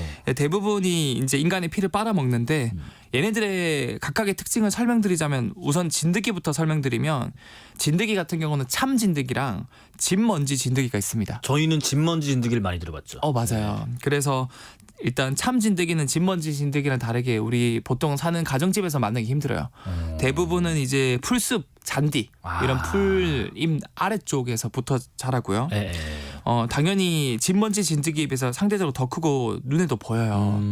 근데 특히 이 참 진드기를 조심해야 되는 게 이 SFTS라 그래서 물리면은 혈소판을 감소시키는 바이러스를 옮긴다 그래요. 네네네. 근데 이거에 걸리면은 치명률이 20%가 넘어서 굉장히 무서운 녀석이고. 그래서 왜 어르신들이 이런 잔디 같은 데면 함부로 눕지 마라 말잖아요. 맞아요. 네, 야외 활동하실 때 이런 잔디밭에 그냥 맨몸으로 절대 누우시면 안 되고 돗자리 깔고 누우시고. 네. 이것뿐만 아니라 뭐 쯔쯔가무시라던가 네. 굉장히 다양한 뭐 바이러스나 병원체 매개 질병을 유발하니까 야외 활동하실 때 조심하셔야 되고요. 이에 반해서 이제 기자님께서 말씀해 주신 것처럼 진먼지 진드기는 훨씬 작고 그리고 우리가 사는 침구류나 매트리스에 붙어 살지만 뭐 질병을 옮기진 않아요. 그래요? 그래서 뭐 흡혈을 하지도 않고요. 그래서 일단 진드기는 그렇게 구분을 지으면 좋을 것 같습니다. 그러니까 참진드기는 풀숲에 살면서 질병도 유발하고 위험할 수도 있고 네네. 진먼지 진드기는 그렇지는 않지만 좀 가렵긴 한 거가 있고. 네네. 이번에 그러면 벼룩에 대해서 한번 알아보죠. 벼룩. 네, 사실 이제 벼룩도 많이 들어보셨을 거예요. 이제 벼룩 같은 경우도 특정 세균이나 바이러스를 옮겨서 조심해야 하고, 특히 벼룩 같은 경우는 특징 중에 하나가 흡혈하는 동물 중에서 유일하게 다리가 굉장히 길고 다리가 길어요. 구조가 독특합니다. 그래서 이 벼룩은 이 다리의 특성, 특히 이 다리의 구조적인 다리 모양 덕분에 점프를 굉장히 잘해서 평소에 이렇게 땅에 있다가 동물이나 사람이 오면 점프를 해서 사람 몸이나 동물 몸에 붙어서 흡혈을 시작하거든요. 예. 이게 재밌는 점이 모든 곤충을 포함해서 모든 동물 중에서 이 도약을 하는 이 거리가 신체 크기 대비로 그 일렬화했을 때 가장 높게 하는 절지 동물이 바로 이 벼룩이고요. 아 그래요? 예, 얘가 굉장히 수밀리미터로 작은데 점프하는 게 한 20cm 정도 되거든요. 와. 사람으로 치면은 같은 크기가 된다는 벼룩이 한 번 점프할 때 아파트 꼭대기까지 올라갈 수 있다. 와. 탄성이 엄청난 거네요. 그렇죠. 무슨 곤충 높이뛰기 대회 하면은 그냥 우승이겠네요, 당연히. 무조건 그 곤충뿐만 아니라 지구상의 모든 생명체의 높이뛰기 대회 하면은 단연코 1등이 되고 이제 과학자들이 이런 거 못 참거든요. 네네. 그래서 어떻게 이렇게 순간적인 폭발적인 힘을 내냐 그러게요. 봤더니 근육이 있는 것도 아닐 테고. 맞아요. 여기에 사실 얘네들도 자기만의 근육이 있습니다. 단백질이 있는데 이 구조적인 다리뿐만 아니라 여기 있는 레실린이라는 단백질이 순간적으로 엄청난 에너지를 축적했다가 단시간 내에 폭발적으로 에너지를 낼 수 있다 그래요. 그래서 과학자들이 이 레실린 단백질의 구조를 그대로 모방해서 이제 실제로 생체 모방 근육을 만들어서 사람한테 이제 적용한 사례도 있습니다. 그러니까 우리가 왜 여러 가지 그 새로운 뭐 신기술, 뭐 문물 이런 것들을 보면은 벌레나 곤충에서 착안해서 차용하는 경우가 굉장히 많은 것 같아요. 맞아요. 가장 대표적으로 곤충들이 뭐 개미 같은 경우는 자기 몸무게 대비 5,000배 이상의 무게를 들 수 있거든요. 그게 외골격의 구조라던가 이 딱딱한 구조 덕분인데 뭐 그런 것들을 그대로 만들어서 그렇죠. 이제 영화 속의 아이언맨뿐만 아니라 현장에서 무거운 걸 들 수 있게 외골격 수트 로봇을 만들거나 맞아요. 요즘에는 또 전쟁에서도 외골격 수트로 많이 쓰기도 하거든요. 그런 것 같습니다. 네, 그래서 그런 것들이 많이 쓰이고 있습니다. 자, 그러면 가장 요즘 극성이라는 바로 이 빈대 얘기 좀 해보겠습니다. 일단 빈대는 저는 아직까지 못 본 것 같아요. 근데 봤을 수 있겠죠. 잘 네. 모르니까. 네. 빈대도 일단 물리면 간지러워요? 아니면 뭐 피가 날 정도예요? 어때요? 이게 사실 그 반반인 게 반반이에요? 인구 중에서 절반은 물렸을 때 엄청 가려움을 느낀다 그러고요. 나머지 절반은 그 사실 빈대가 물렸을 때 특정 타액을 분비해요. 근데 그거에 대한 면역 반응이 없는 분들은 가려움을 느끼지 않는다 그러고요. 그래요? 근데 이런 빈대도 결국 우리 주변의 매트리스나 침구류, 뭐 최근에 뭐 지하철에 있는 그 의자 안에도 발견됐다고 하는데 네네. 뭐 아무튼 이런 곳에 서식을 하는데 보통 우리가 잘 못 찾는 이유가 이게 숨어 있다가 잘 때 밤에 기어 나와서 사람의 피부를 물어서 이제 흡혈을 하는데 그것 때문에 자는 동안에 잘 느끼지 못한다 그러고요. 네네네. 그리고 얘네들 같은 경우는 한 번 흡혈하면은 뭐 한 10일, 일주일 이렇게 안 먹어도 되고 심지어 완전 휴먼 상태에 빠지면 좀 온도가 낮은 경우에는 막 300일, 1년까지 안 먹고 버틸 수 있는 경우가 있다 그래요. 최근엔 또 지구 온난화가 또 되면서 네네. 더 얘네들이 극성을 띠면서 작년 대비 지금 65% 이상 더 증가했다 그러고요. 뭐 또 얘네들의 특징 중 하나를 제가 말씀드리면 모기랑 비슷하긴 한데 네. 유일하게 모기랑 차이점은 모기는 혈관을 굉장히 잘 찾거든요. 네네네. 이 침이 한 6개 정도로 돼 있는데 이 혈관을 찾는 그 센서가 있습니다. 근데 이 빈대는 이런 센서가 약해서 혈관을 잘 못 찾아요. 그래서 여러 번 찌르는 경우가 많습니다. 그래서 잠깐 되게 단순한 질문. 눈으로 보여요? 빈대 보입니다. 그래요? 네, 네네. 빈대 보이고요. 여러 번 찌르는 경우가 많아서 보통 모기랑 다르게 빈대 물렸을 경우에는 이 빨갛게 가려운 부위가 연속적으로 막 3개, 4개 보이는 경우가 많아요. 계속 그 못 찾으니까 계속 찔러보는 거네요, 애들도. 맞습니다. 그런 식으로. 그리고 네네. 추가로 이런 빈대 같은 경우는 이제 더듬이로 사람 몸에서 나오는 열과 이산화탄소를 포착해서 찾아가서 흡혈을 하거든요. 네. 뭐 이런 과정도 모기가 이 흡혈하는 과정과 비슷한데 뭐 근데 빈대 같은 경우는 병을 옮기지 않기 때문에 네. 이거 덕분에 어떻게 보면 진화적 이점이 생겼다. 왜냐하면 병을 안 옮기니까 뭐 국가나 뭐 기업에서도 얘를 퇴치할 뭐 그 이유가 많이 없었던 거죠. 질병을 옮기지 않으니까. 그냥 이제 뭐 간지럽고 그냥 보면은 혐오스럽고 그렇지. 그게 끝이니까. 이게 무슨 뭐 해충을 옮긴다거나 그쵸, 병을 그쵸. 옮긴다거나 이렇지 않으니까 대대적인 뭐 방멸, 방역 그렇죠. 이런까지는 굳이 안 들이고 있는데 요즘에 좀 많이 기승 그러니까 그냥 이슈가 된 것뿐이고. 맞아요. 그리고 여기서 플러스로 얘네들이 워낙 이런 DDT라던가 살충제에 대한 내성을 가진 애들이 많이 나오다 보니까 요즘엔 살충제에도 효과가 없다 그래요. 그러면 더 센 걸 하든가 뭐 계속 해야 되는 건가 보군요. 맞습니다. 맞습니다. 근데 또 빈대가 그런 특성이 있다면서요. 뭐 짝짓기 방식이 좀 독특하다는 게 무슨 말인가요? 네, 이 빈대들도 사실은 짝짓기도 굉장히 독특한데 이 빈대 같은 경우는 수컷이 한 마리당 하루에 한 200번 넘게 짝짓기를 하기도 합니다. 그래요? 어떻게 보면 굉장히 정력 왕이라고 볼 수도 있고요. 사실 솔깃하네. 네. 갑자기 이제 곤충들을 보면 예. 또 사실 다 비슷하게 생겼잖아요. 네네. 진짜 곤충학자가 아닌 이상은 구별하기 힘든데 빈대들 같은 경우는 특히나 다른 종과 자기의 종족을 잘 구별해내지 못해요. 거기에 추가로 자기네 종족도 잘 구분 못하고 암수 구별도 잘 구별 못한다 그래요. 그러면 짝짓기를 못 하잖아요. 암수가 같이 하는 게 짝짓기 아니에요? 맞아요. 그래서 얘네들이 독특한 게 빈대들은 짝짓기 중 50% 이상은 암수 구별을 못해서 수컷과 수컷이 짝짓기를 하는 경우가 많고요. 일종의 이제 곤충계에서 동성애를 하는 거라고 볼 수 있고요. 그러면 불발인 거죠? 그것도 불발인 것 같지만 그것도 아니에요? 진화적 이점이 또 있어요. 그래요? 그건 제가 이따가 설명드리고 20%는 아예 다른 종 곤충들한테 짝짓기를 시도하는 경우가 있고요. 네네. 결국 제대로 짝짓기를 하는 경우는 30% 이제 암수 사이에 행해진다 그래요. 근데 특히 이 빈대 같은 경우는 생식기가 송곳처럼 굉장히 날카로운데 놀랍게도 암컷은 생식기가 없다 그래요. 그래서 이 날카로운 생식기로 그냥 암컷 몸의 아무 부위나 껍질을 뚫고 찔러서 자신의 정자들을 이제 찔러 넣는다 그래요. 정자들이 암컷 몸의 혈관을 흘러다니면서 대개는 다 죽어요. 예.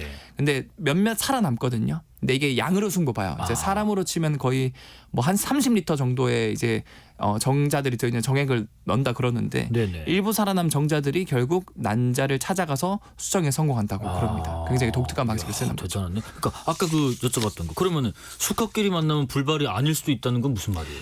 이게 굉장히 재밌는 게 이제 수컷과 수컷이 가끔 짝짓기를 하는 경우가 50%가 넘는다고 하지 않았습니까? 예. 그럼 결국 수컷 몸에 들어간 정자들은요 죽는 게 아니라 결국 수컷에 난자가 없으니까 수컷 그 다른 수컷 정소에 들어갑니다.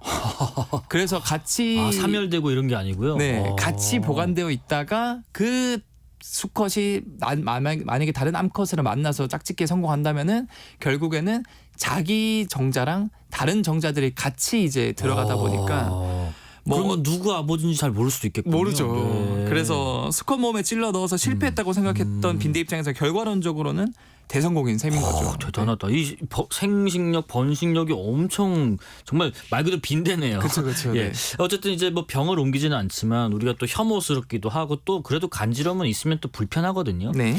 우리가 왜 옛날에는 뭐 빈대 잡으려다가 뭐 초가삼간 다 태운다는 얘기도 있는데 빈대를 좀 없앨 수 있는 방법은 뭐예요? 특히나 우리 뭐 침구류 이런 데 있는 거. 사실 벼룩이나 진드기나 빈대 제가 말씀드렸던 이런 흡변 동물들이 다 자기만의 그 약점이 있는데 공통적인 약점이 하나 있습니다.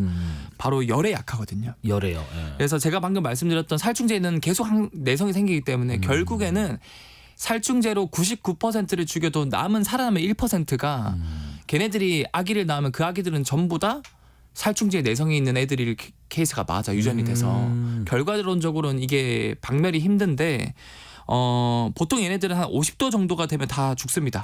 단백질이 변성이 일어나서. 그 우리가 왜 군대에서 자 현시간부로 뭐 생활관 있는 뭐 매트리스 끌고 나와서 일광소독해서 밖에서 그것도 효과가 있는 거예요. 효과가 있죠. 왜냐하면 일광소독할 때 햇빛에 자외선이 있기 때문에 그 자외선을 맞고 죽는 경우도 되게 많거든요. 사람 같은 경우도 한 40도만 돼도 되게 몸이 안 좋아지지 않습니까? 그렇죠. 다 이게 단백질이 열에 민감해서 변성이 돼서 그런 건데 요즘에는 건조기 보면 기본 50도까지 올라가거든요. 건조할 때. 그래서 요즘에 빈대가 많이 출몰한다고 하니까 여러분들이 주기적으로 이 세탁하시고 건조기 한번 돌려주시는 걸 추천드리고 건조기 요즘 근처에도 이 코인 뭐 많죠. 그 세탁방에 건조기 잘 돌아가거든요. 그런 거 한번 돌려주시면은 무조건 100% 사멸한다 그러고 잘못 알려진 사실 중에 하나가 이제 규조토 가루라 그래서 이 가루 뿌리면은 얘네들이 천천히 죽긴 해요. 그 얘기 들어봤어요. 근데 이 규조토의 규가 규소라는 물질을 만들어내는 그 미생물들이거든요. 근데 규소가 바로 유리예요. 그러면 규조토 가루라는 건 유리 엄청 작은 유리 조각들을 만들어낸 거거든요. 네네. 그걸 매트리스에 뿌리면 결국 얘가 날아다니면서 유리 조각이 우리 폐로 들어와요. 아 그러면은 안 좋구나. 굉장히 안 좋아요. 예. 폐의 폐포에 세포에 상처를 줘서 치명적이기 때문에 절대 규조토는 뭐 침구리나 매트리스에 뿌리시는 거는 절대 금지고요. 제가 말씀드렸던 것처럼 햇빛에 이제 자외선 소독을 하시거나 아니면 이제 그 건조기를 주기적으로 돌려주시는 걸 추천드립니다. 어쨌든 저쨌든 그러면은 토탈 이 흡혈 벌레들 중에서 그러면 가장 위험한 벌레는 뭐예요? 사실은 제가 말씀드리지 않은 벌레가 하나가 있는데요. 네. 사실 우리가 가장 많이 성가셔하는 녀석입니다. 모기요? 맞아요, 모기예요. 아, 모기예요? 모기 같은 경우는 인류가 1년에 제일 많이 죽는 이유가 1위가 모기 때문이에요. 2등이 누군지 아세요? 모르겠습니다. 2등은 사람이에요. 그래요? 이제 사람이 사람을 죽이는 경우, 이제 전쟁이라던가 뭐 그런 케이스 때문에 사람이 사람을 두 번째로 많이 죽이고요. 네네. 그래서 모기 같은 경우는 한 70만 명 정도를 1년에 죽이고요. 사람 같은 경우는 사람이 사람을 죽이는 경우가 40만 명 정도 된다고 해요. 3위가 제가 알기로 강아지나 뱀 이렇게 나와 있고요. 근데 모기 같은 경우는 예. 다들 아시다시피 말라리아라던가 뭐 지카 바이러스, 댕기열 이런 굉장히 다양한 질병을 매개하고 네. 심지어 얘는 날개라는 아이템을 장착하고 있다 보니까 너무 쉽게 여기저기 날아다니면서 매개를 하는 거죠. 그렇죠. 그래서 뭐 그 모기들이 사실 종류가 3,500종이 넘는데 그중 사람 피를 빨아먹는 모기는 200종이고 그 중에서도 병을 옮기는 모기는 극히 일부라 그래요.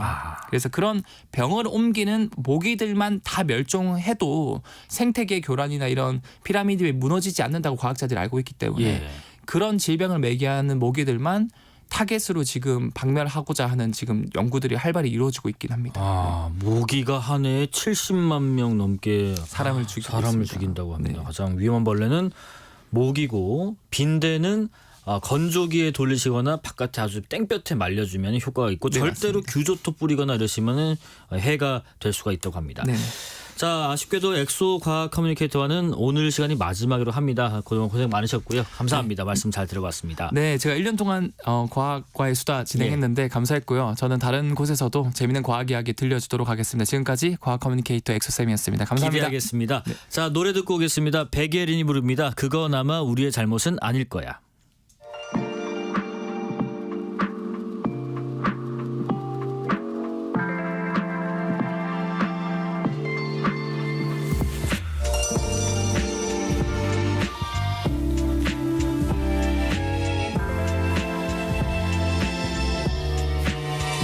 사실은 나도 잘 모르겠어 불안한 마음은 어디에서 태어나 우리에게까지 온 건지 나도 모르는 새 피어나 우리 사이에 큰 상처로 자라도 그건 아마 우리의 잘못은 아닐 거야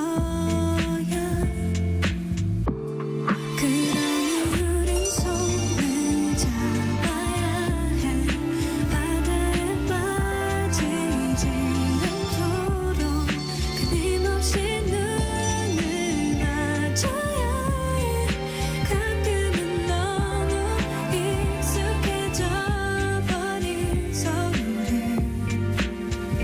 잃어버리지 않도록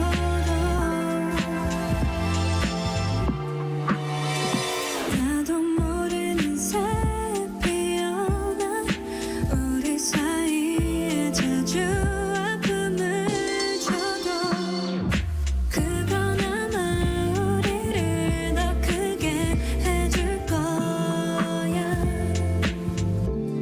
그러니 우린 손을 잡아야 해 바다에 빠지지 않도록 끊임없이 눈을 맞춰야 해 가끔은 너무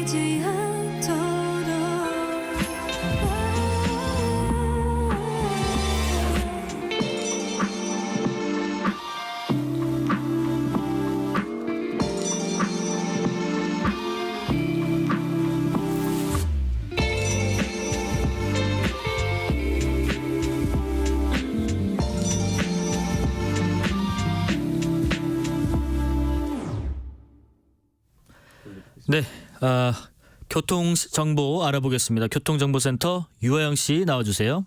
네, 이 시각 교통정보입니다. 지금 서울 시내에서는 동부간선도로 의정부 방향 성수 분기점부터 상계교까지 정체입니다. 이 구간 지나는데 1시간 정도 걸리겠고요. 분당 수서로 청담대교 쪽으로 별말사거리에서 탄천 1교까지 밀립니다. 서부간선 지하도로 일직 방향은 전 구간 통과하는 데 30분 정도 걸리겠습니다. 고속도로는 수도권 제일순환고속도로 일산에서 판교 방향 김포 분기점에서 송내까지 막히고요. 그 사이 노오지 분기점 2차로에서 사고 났습니다. 조심해서 지나셔야겠고요. 평택 시흥고속도로 시흥 쪽으로 조안부터 남한산 분기점까지 정체입니다. 남해고속도로 부산 방향은 7원 분기점에서 하만 2터널까지 밀리고요. 더 가서 북부산 요금소부터 덕천까지도 정체입니다. KBS 교통정보센터였습니다.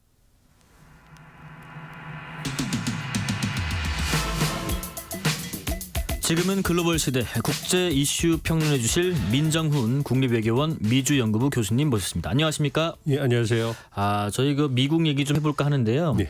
우선은 지금 보니까 1년 후에 이 미 대선 결과를 좀 가를 것으로 예상되는 뭐 6개 경합주가 있다고 하더라고요. 거기에 대해서 뭐 여론조사를 좀 해보니까 지금 트럼프 전 대통령이 조 바이든 대통령을 좀 앞선다 뭐 이런 결과도 있고, 특히나 이제 그 6개 경합주 중에서 바이든이 앞서는 거는 1개주밖에 없다. 뭐 이런 얘기도 있단 말이에요. 그래서 앞으로 한 1년 정도 남았습니다만은 지금 전반적으로 미국의 어떤 대선 현지 분위기 상황이 좀 어떻게 좀 평가하고 분석하고 계세요?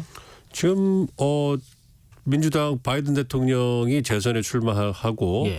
공화당에서는 트럼프 대통령이 공화당 대선 후보가 되는 게 거의 기정사실화 되고 있죠. 워낙 큰 격차로 다른 후보들을 이기고 있기 때문에 여론조사에서. 네. 그래서 그 바이든 대통령과 트럼프 전 대통령의 재대결이 될 것이다. 여기에 거의 이제 그 95% 이상의 무게감이 실리고 있고요. 그렇기 때문에 모든 관심이 이제 바이든과 트럼프가 재대결이 되면 누가 이길 것이냐. 그리고 말씀해 주신 것처럼 경합주죠. 워스트벨트라고 하는 펜실베니아, 미시간, 위스콘신, 그리고 그 조지아, 애리조나, 네바다 이렇게 6개 주거든요. 그러니까 거기 경합주로 하는 거는요. 그러니까 그 박빙의 차로 이제 그 주의 그 유권자 투표 결과가 결정이 나서 그 주에 할당된 그 선거인단 그 표가 모두 다 승자한테 가는 그런 시스템이기 때문에 6개 주에서 누가 승리하는가가 이 선거인단의 과반을 차지하는데 핵심입니다. 이게 뭐냐면 미국도 민주당을 지지하는 지역은 계속 민주당을 지지하고요. 공화당을 지지하는 지역은 공화당을 지지하는데 재밌는 것은 이 그 민주당 강세 지역, 공화당 강세 지역만 가지고는 백악관에 입성하기엔 270표가 절대 안 나옵니다. 그러니까 경합주를 이겨야 되는 거고, 그 키가 말씀드린 6개 주에 있는 거거든요. 그래서 그 주에서 누가 승리하느냐. 근데 이 그 6개 주의 유권자들이 왔다 갔다 하기 때문에 그네 하나를 스윙 스테이트라고 얘기도 하고요. 그리고 거기가 굉장히 중요하기 때문에 거기서 전쟁을 치른다 그래서 배틀그라운드. 그래서 경합주라고 얘기도 하고. 뭐 이런 얘기를 하거든요. 그래서 그 6개 중에서 누가 이기느냐 그게 이제 대선의 평양계다 뭐 이런 얘기를 하는 거거든요.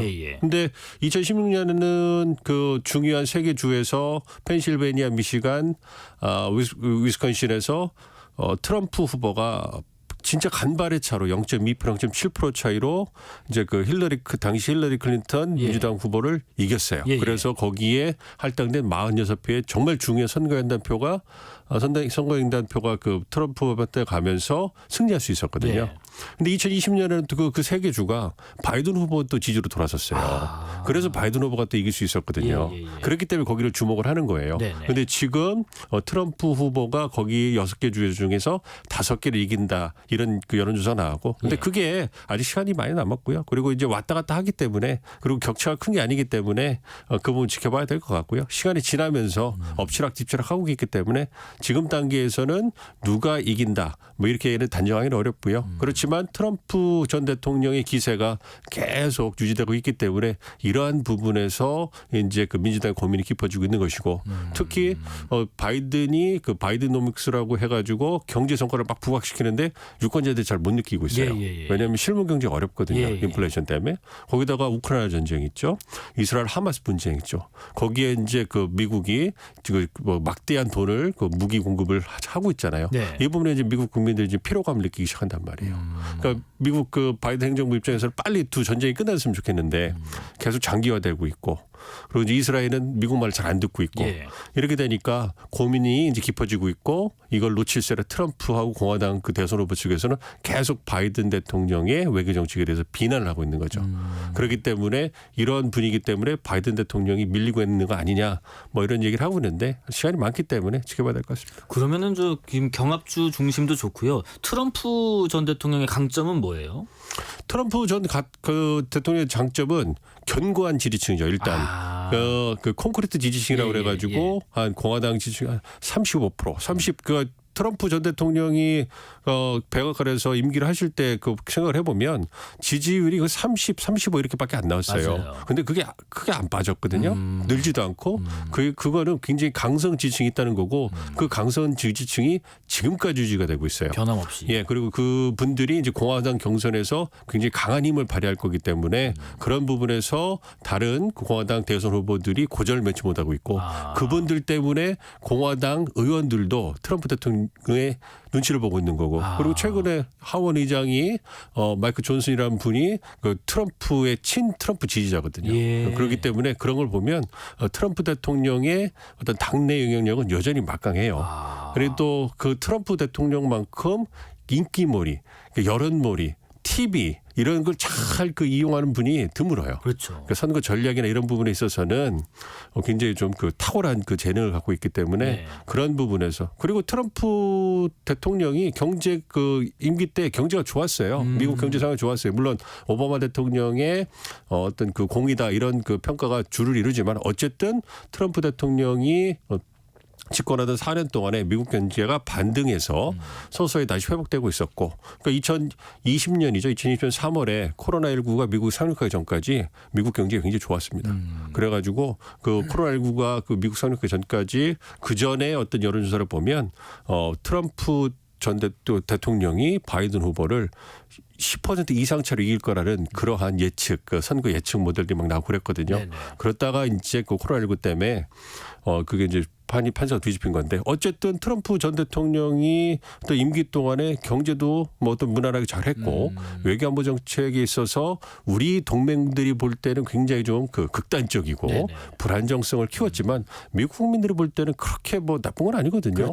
동맹이나 뭐 파트너 국가들한테 돈 쓰는 거를 줄이고 그 돈을 우리한테 쓰겠다 그러면 미국 유권자 입장, 지지층 입장에서 나쁜 게 아니거든요. 그리고 또 하나 특징이 뭐였냐면 트럼프 전 대통령이 어떤 그 선거 공약을 지키는 공약 이행률이 굉장히 높았어요. 아, 그랬나요? 네, 자기가 한 말이 설마 저런 얘기를 지킬 수 있을까? 뭐 이민자 불법인을 막기 위해서 국경에다가 장병설 차차하는데 그 설마 했거든요. 세웠잖아요. 진짜 세우잖아요.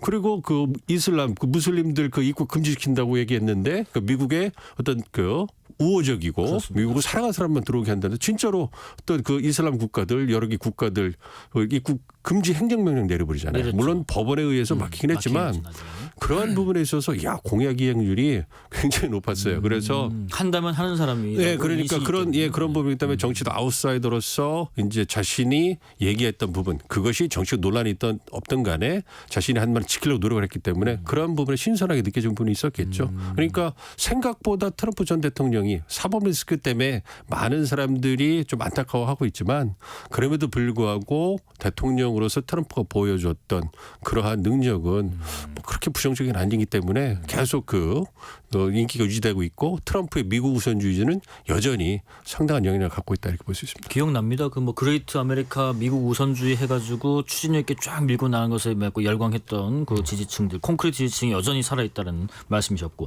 미국 공화당 지금 대선 경선의 유일한 흑인 후보였던 팀 스콧 사우스캐롤라이나 상원 의원이 경선 레이스에서 하차했다고 하더라고요. 뭐 스콧 상원의원의 중도 포기 소식이 미국 대선과도 영향이 좀 있을까 좀 미미할 것이다. 원래도 그렇게 크게 흥행이 있던 사람이 아니기 때문에 얘기도 있고요. 그 뭐 영향 말씀해 주신 것처럼 영향이 거의 없죠. 그래요? 왜냐하면 지금까지 말씀드린 것처럼 지금 미국 대선은 바이든과 트럼프 네.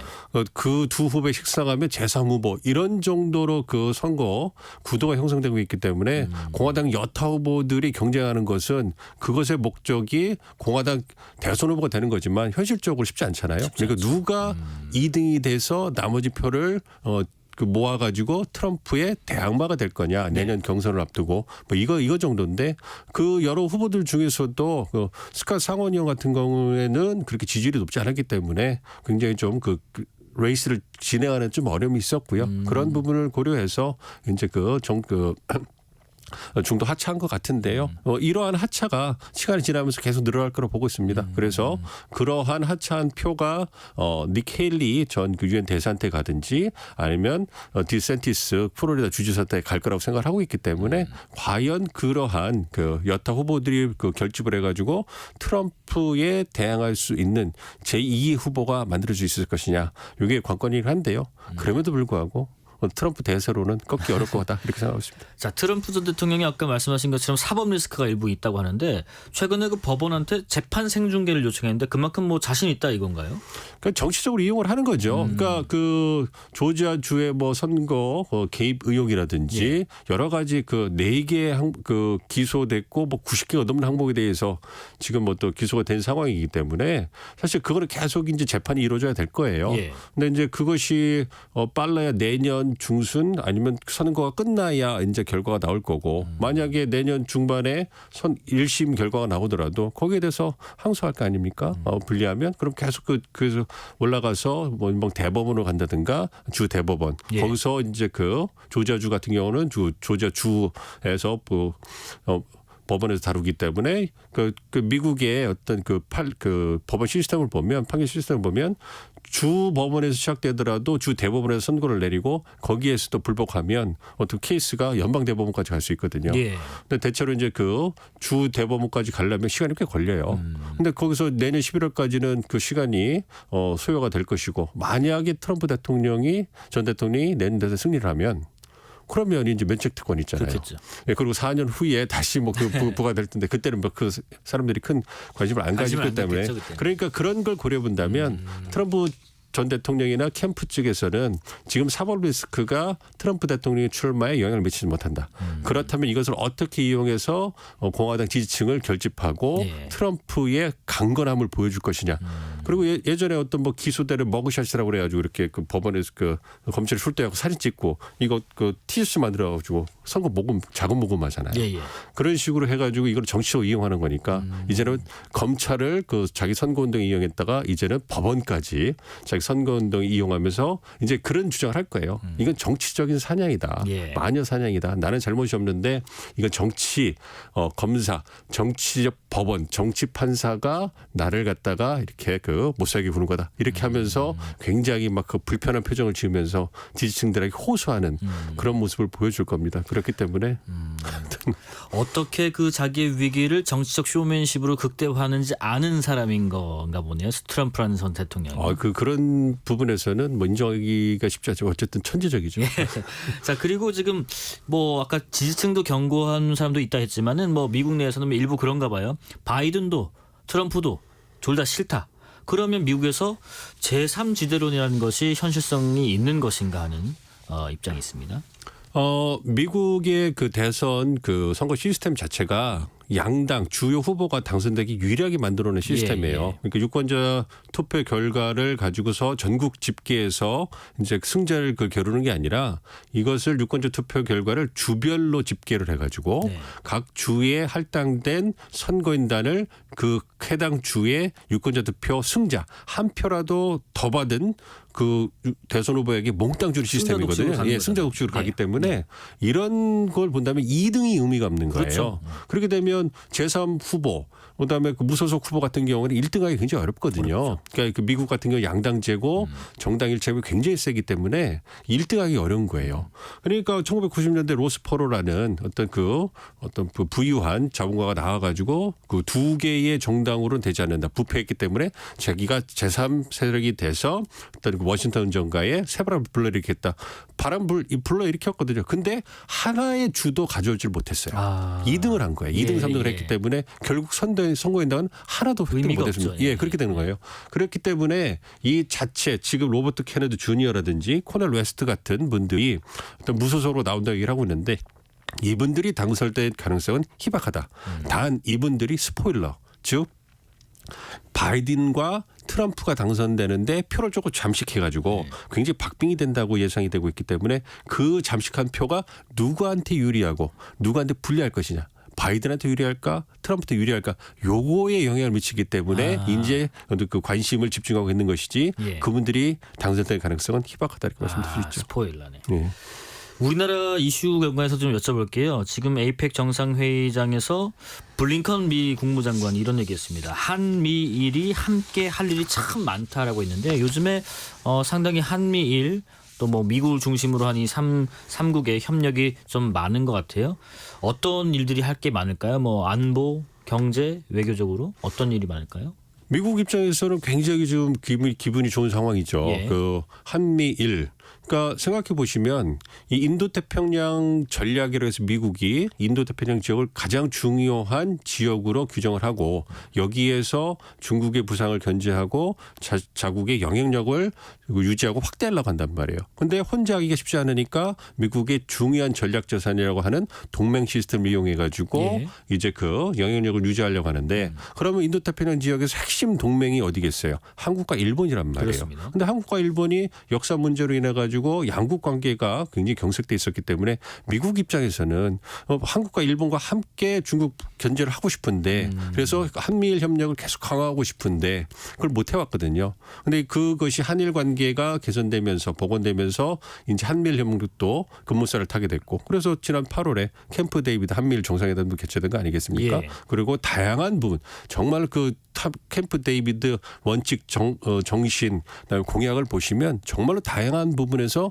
한미일이 협력하기 위해서 안보, 경제, 기술, 문화, 인적 교류 이런 다양한 분야에서 이제 본격적으로 제도와 정리화를 통해 가지고 삼국 협력을 이제 그 증대시킵니다. 이렇게 정상들이 모여서 확인을 했단 말이에요. 그럼 그 후속 조치를 해야 될 거 아니에요. 그러니까 할 게 많죠. 안보 부분에 있어서도 이제 그 뭐 북한 문제가 있잖아요. 그러니까 한미일이 그 안보 문제로 모이려면 중국의 어떤 그 견제가 이제 좀 신경 쓰이잖아요. 그렇습니다. 중국이 굉장히 불편할 거 아닙니까?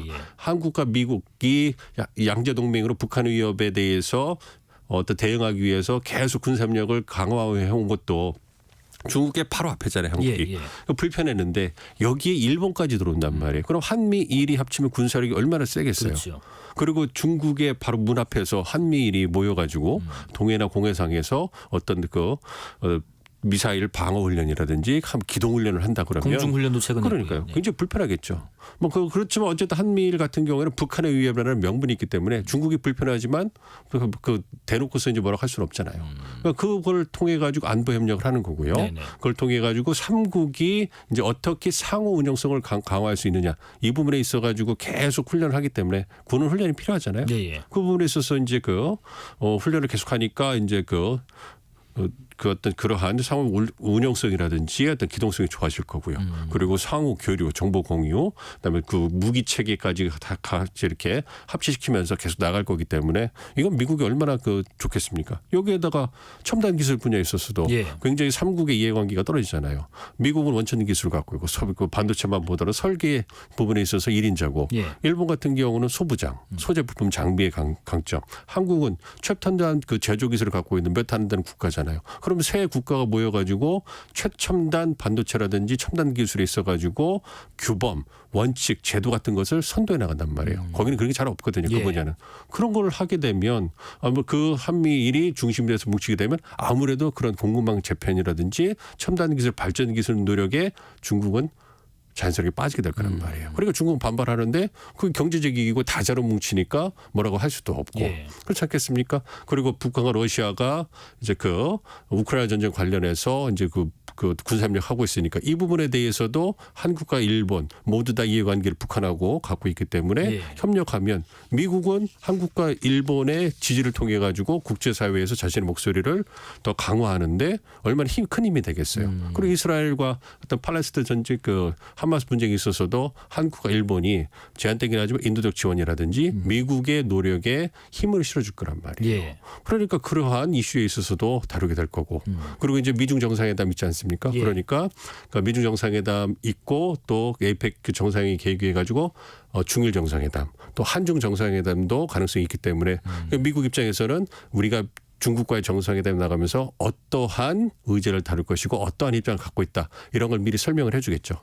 그러면 그것이 어느 정도 이제 한국과 일본에게도 정보 공유가 되면서 어떤 입장을 정리하는데 어느 정도 도움이 될 거기 때문에 그것 굉장히 많잖아요. 뭐 그런 부분을 하기 때문에 이번에 와가지고 블링컨 장관을 오셔가지고 우리 카운터파트를 만나서 그런 부분에 대해 다양한 논의를 했기 때문에. 미국 측 입장에서는 굉장히 의미 있는 방문이 됐다 이렇게 말씀드릴 수 있죠. 또 하나가요. 지금 한미 간의 이제 어떤 군사적인 협력의 문제인데 저도 최근까지 국방부 출입 기자를 하다 왔지만은 과거에는 왜 확장 억제 수단하면은 미국이 정해준 수단으로 정해진 때에 정해진 퍼포먼스를 하고 그냥 가는 게 일반적이었는데 최근에는 그 좀 달라져서 우리가 어떤 핵 확장 억제의 전략을 원하는지에 대한 기획도 같이 하는 부분도 있다고 하고 또 하나가 최근에 미국이 사실 위성 정보를 함부로 이렇게 주진 않잖아요. 근데 조기경보 위성의 정보 공유 체계도 우리나라가 구축하겠다는 합의도 했고 이번에 그래서 한미 SCM 안보협의 회의가 상당히 많은 개정도 이루어졌고 진일보했다는 평가를 받는데 우리 교수님 어떻게 생각하십니까? 네, 저도 오늘 오면서 이제 SCM 결과를 좀 읽어봤어요. 읽어봤는데 굉장히 길고 그 말씀해주신 그런 부분, 한미 확장 억제. 그러니까 미국의 대북 확장 억제 전략이 있어가지고 이제 어쨌든 지난 4월에 한미 정상회담을 통해 가지고 워싱턴 선언을 통해 가지고 확장 억제를 강화하겠다. 그리고 NCG를 통해 가지고 그러한 부분을 조율해 나가겠다 이런 부분을 얘기했잖아요. 그러니까 그 부분을 이제 다 팔로우하는 거예요. 그리고 따라가면서 이제 어쨌든 그러한 그 확장 억제를 담당하는 주부처가 국방부이기 때문에 또 그 두 한미 그 국방장관께서 모이셔가지고 이 부분에 대해서 지난 4월 합의 사항이 얼마만큼 이행이 됐는가. 이 부분에 대해서 이제 체크를 하고 정보를 공유하고 입장을 이제 조율을 하는 거죠. 그리고 향후에 어떻게 또 발전시켜 나가겠다 이런 부분을 얘기를 하는 거죠. 무엇보다도 이제 NCG라든지 워싱턴 선언이 나온 배경은 한국이 불안하기 때문에 그런 겁니다. 북한의 핵 능력이 고도 전문화됐는데 미국이 말로만 하는 확장 억제에 대해서는 그 말로만 하는 확장 억제 가지고서는 한국민의 불안이 가시지가 않으니까 보다 더 강화된 확장 억제를 보여줘야 되는데 그걸 위해서는 한국이 적극적으로 참여를 해가지고 위기시 어떤 그 위기시에 그 한번 위기시에는 정말로 한국이 참여 동참을 하고 동참을 통해 가지고 미국을 강하게 압박해서 행동을 할 수 있게 이런 모습이 필요하다. 그렇기 때문에 그런 부분에서 미국 핵 전력과 한국의 재래식 전력이 함께 어떻게 그 대응을 할 거냐. 그래서 정보 공유하고 그다음에 시나리오도 만들고 그다음에 공동 기획하고 대응하는 것까지 이제 함께하는 부분에 대해서 이제 그 합의를 이끌어낸 거거든요. 물론 그렇지만 아직까지 미국의 핵전력은 미국이 독점적으로 운영해 온 거기 때문에 갈 길 좀 멉니다. 그래서 지금 나오는 걸 보면 공동 정보 공유하고 시나리오를 함께 TTX 같은 걸 시나리오 어떤 그걸 통해 가지고 그러니까 북한의 핵을 어떻게 실제로 전술핵을 포함해서 어떻게 사용할 것이냐 이 부분에 대해서 미국이 시나리오를 만들고 이 부분에 대해서 한국에 설명을 하고 의견을 조율하고 그래서 이제 어떻게 대응할 것이냐 그러니까 공동 기획까지 지금 그렇게 나가고 있는 그 단계라고 좀 보고 있거든요. 그러니까 과거보다 진일보된 거죠. 즉 미국이 독점한 핵 전력을 한국이 보다 적극적인 참여를 통해 가지고 어떤 그 실행에 옮길 수 있는 압박할 수 있는 수단이 생긴 거기 때문에 우리 입장에서는 어떤 대북 확장학제력의 실행력에 있어서 어떤 그 재고를 했다, 향상을 했다 이렇게 볼 수가 있는 거죠. 한 2분 정도 남았는데 짧게 여쭤볼게요. 지금 에이펙 정상회의가 미국에서 열리고 있는데 중국 같은 경우 6년 만에 미국을 간다고 하고 시진핑 주석이 한중 정상회담도 예상이 좀 되고 있어요. 현실적으로 성사될 가능성이 좀 있다고 보신지 또 의제는 뭘 가지고 논의를 할까요? 그러니까 가능성은 있다고 보고 있고요. 개최가 될 거라고 좀 생각을 하고 있는데 아직까지 일정이 나온 걸 보면 구체적인 의제에 대해서는 논의만 되고 있을 거고 합의되는 사항은 많지 않은 거라고 생각을 하고 있어요. 그러니까 미중 정상회담도 사실 막판에 이제 보도가 됐잖아요. 그리고서 중일 정상회담도 가능성은 있으나 아직 확정되지 않았기 때문에 이 부분을 본다면 미중 정상회담에 초점을 맞춰서 중국이 어떤 다시 시진핑 주석이 국제무대에 복귀를 하고 이와 더불어서 한국과 일본과의 협력을 증대하는 게 중국은 굉장히 중요하거든요. 미국을 견제하는 것과 더불어서 왜냐하면 한미일이 그 협력을 강화하면 한국과 한미일이 강화를 하게 되면 중국 입장에서는 굉장히 고립된 느낌이란 말이에요. 그렇죠. 그러면 한미일 협력을 좀 저지하기 위해서는 한국과 일본과의 관계를 강화해야 되고 이걸 위해서는 자국이 갖고 있는 경제적 능력을 지렛대로 사용을 해야 되거든요.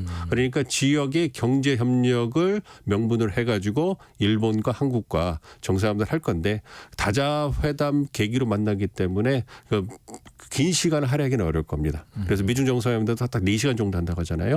그렇기 때문에 짧은 시간이긴 하지만 일본 정상과도 조율할 거고 우리 정상과도 조율할 건데 어쨌든 한국과 중국의 정상이 조율을 하시면 어떤 한중 관계 개선을 위한 양국 간의 모멘텀이 만들어지는 거기 때문에 향후 경제 협력이라든지 인적 교류 이런 부분에서 실무적인 차원에서 물꼬를 트일 수 있는 계기가 만들어지는 거거든요. 그러니까 그렇게 만나서 계기만 만든 것만 해도 상당한 성과가 있는 것이 아닌가 이렇게 생각하고 있습니다. 알겠습니다. 지금은 글로벌 시대 민정훈 국립외교원 미주연구부 교수님과 함께했습니다. 고맙습니다. 예, 감사합니다. 자, 오전에 앞서 브리핑 오프닝 때 저희가 수험생분들 좀 차분히 준비하시라고 말씀드렸는데 이제 하루 남았네요. 좋은 꿈 꾸시고 편안한 마음으로 준비된 만큼 시험 치시길 바라겠습니다. 마이클 부블레의 홈이라는 노래 들으면서 인사드리겠습니다. 특집 KBS 1라디오 저녁 KBS 김용준이었습니다. 고맙습니다.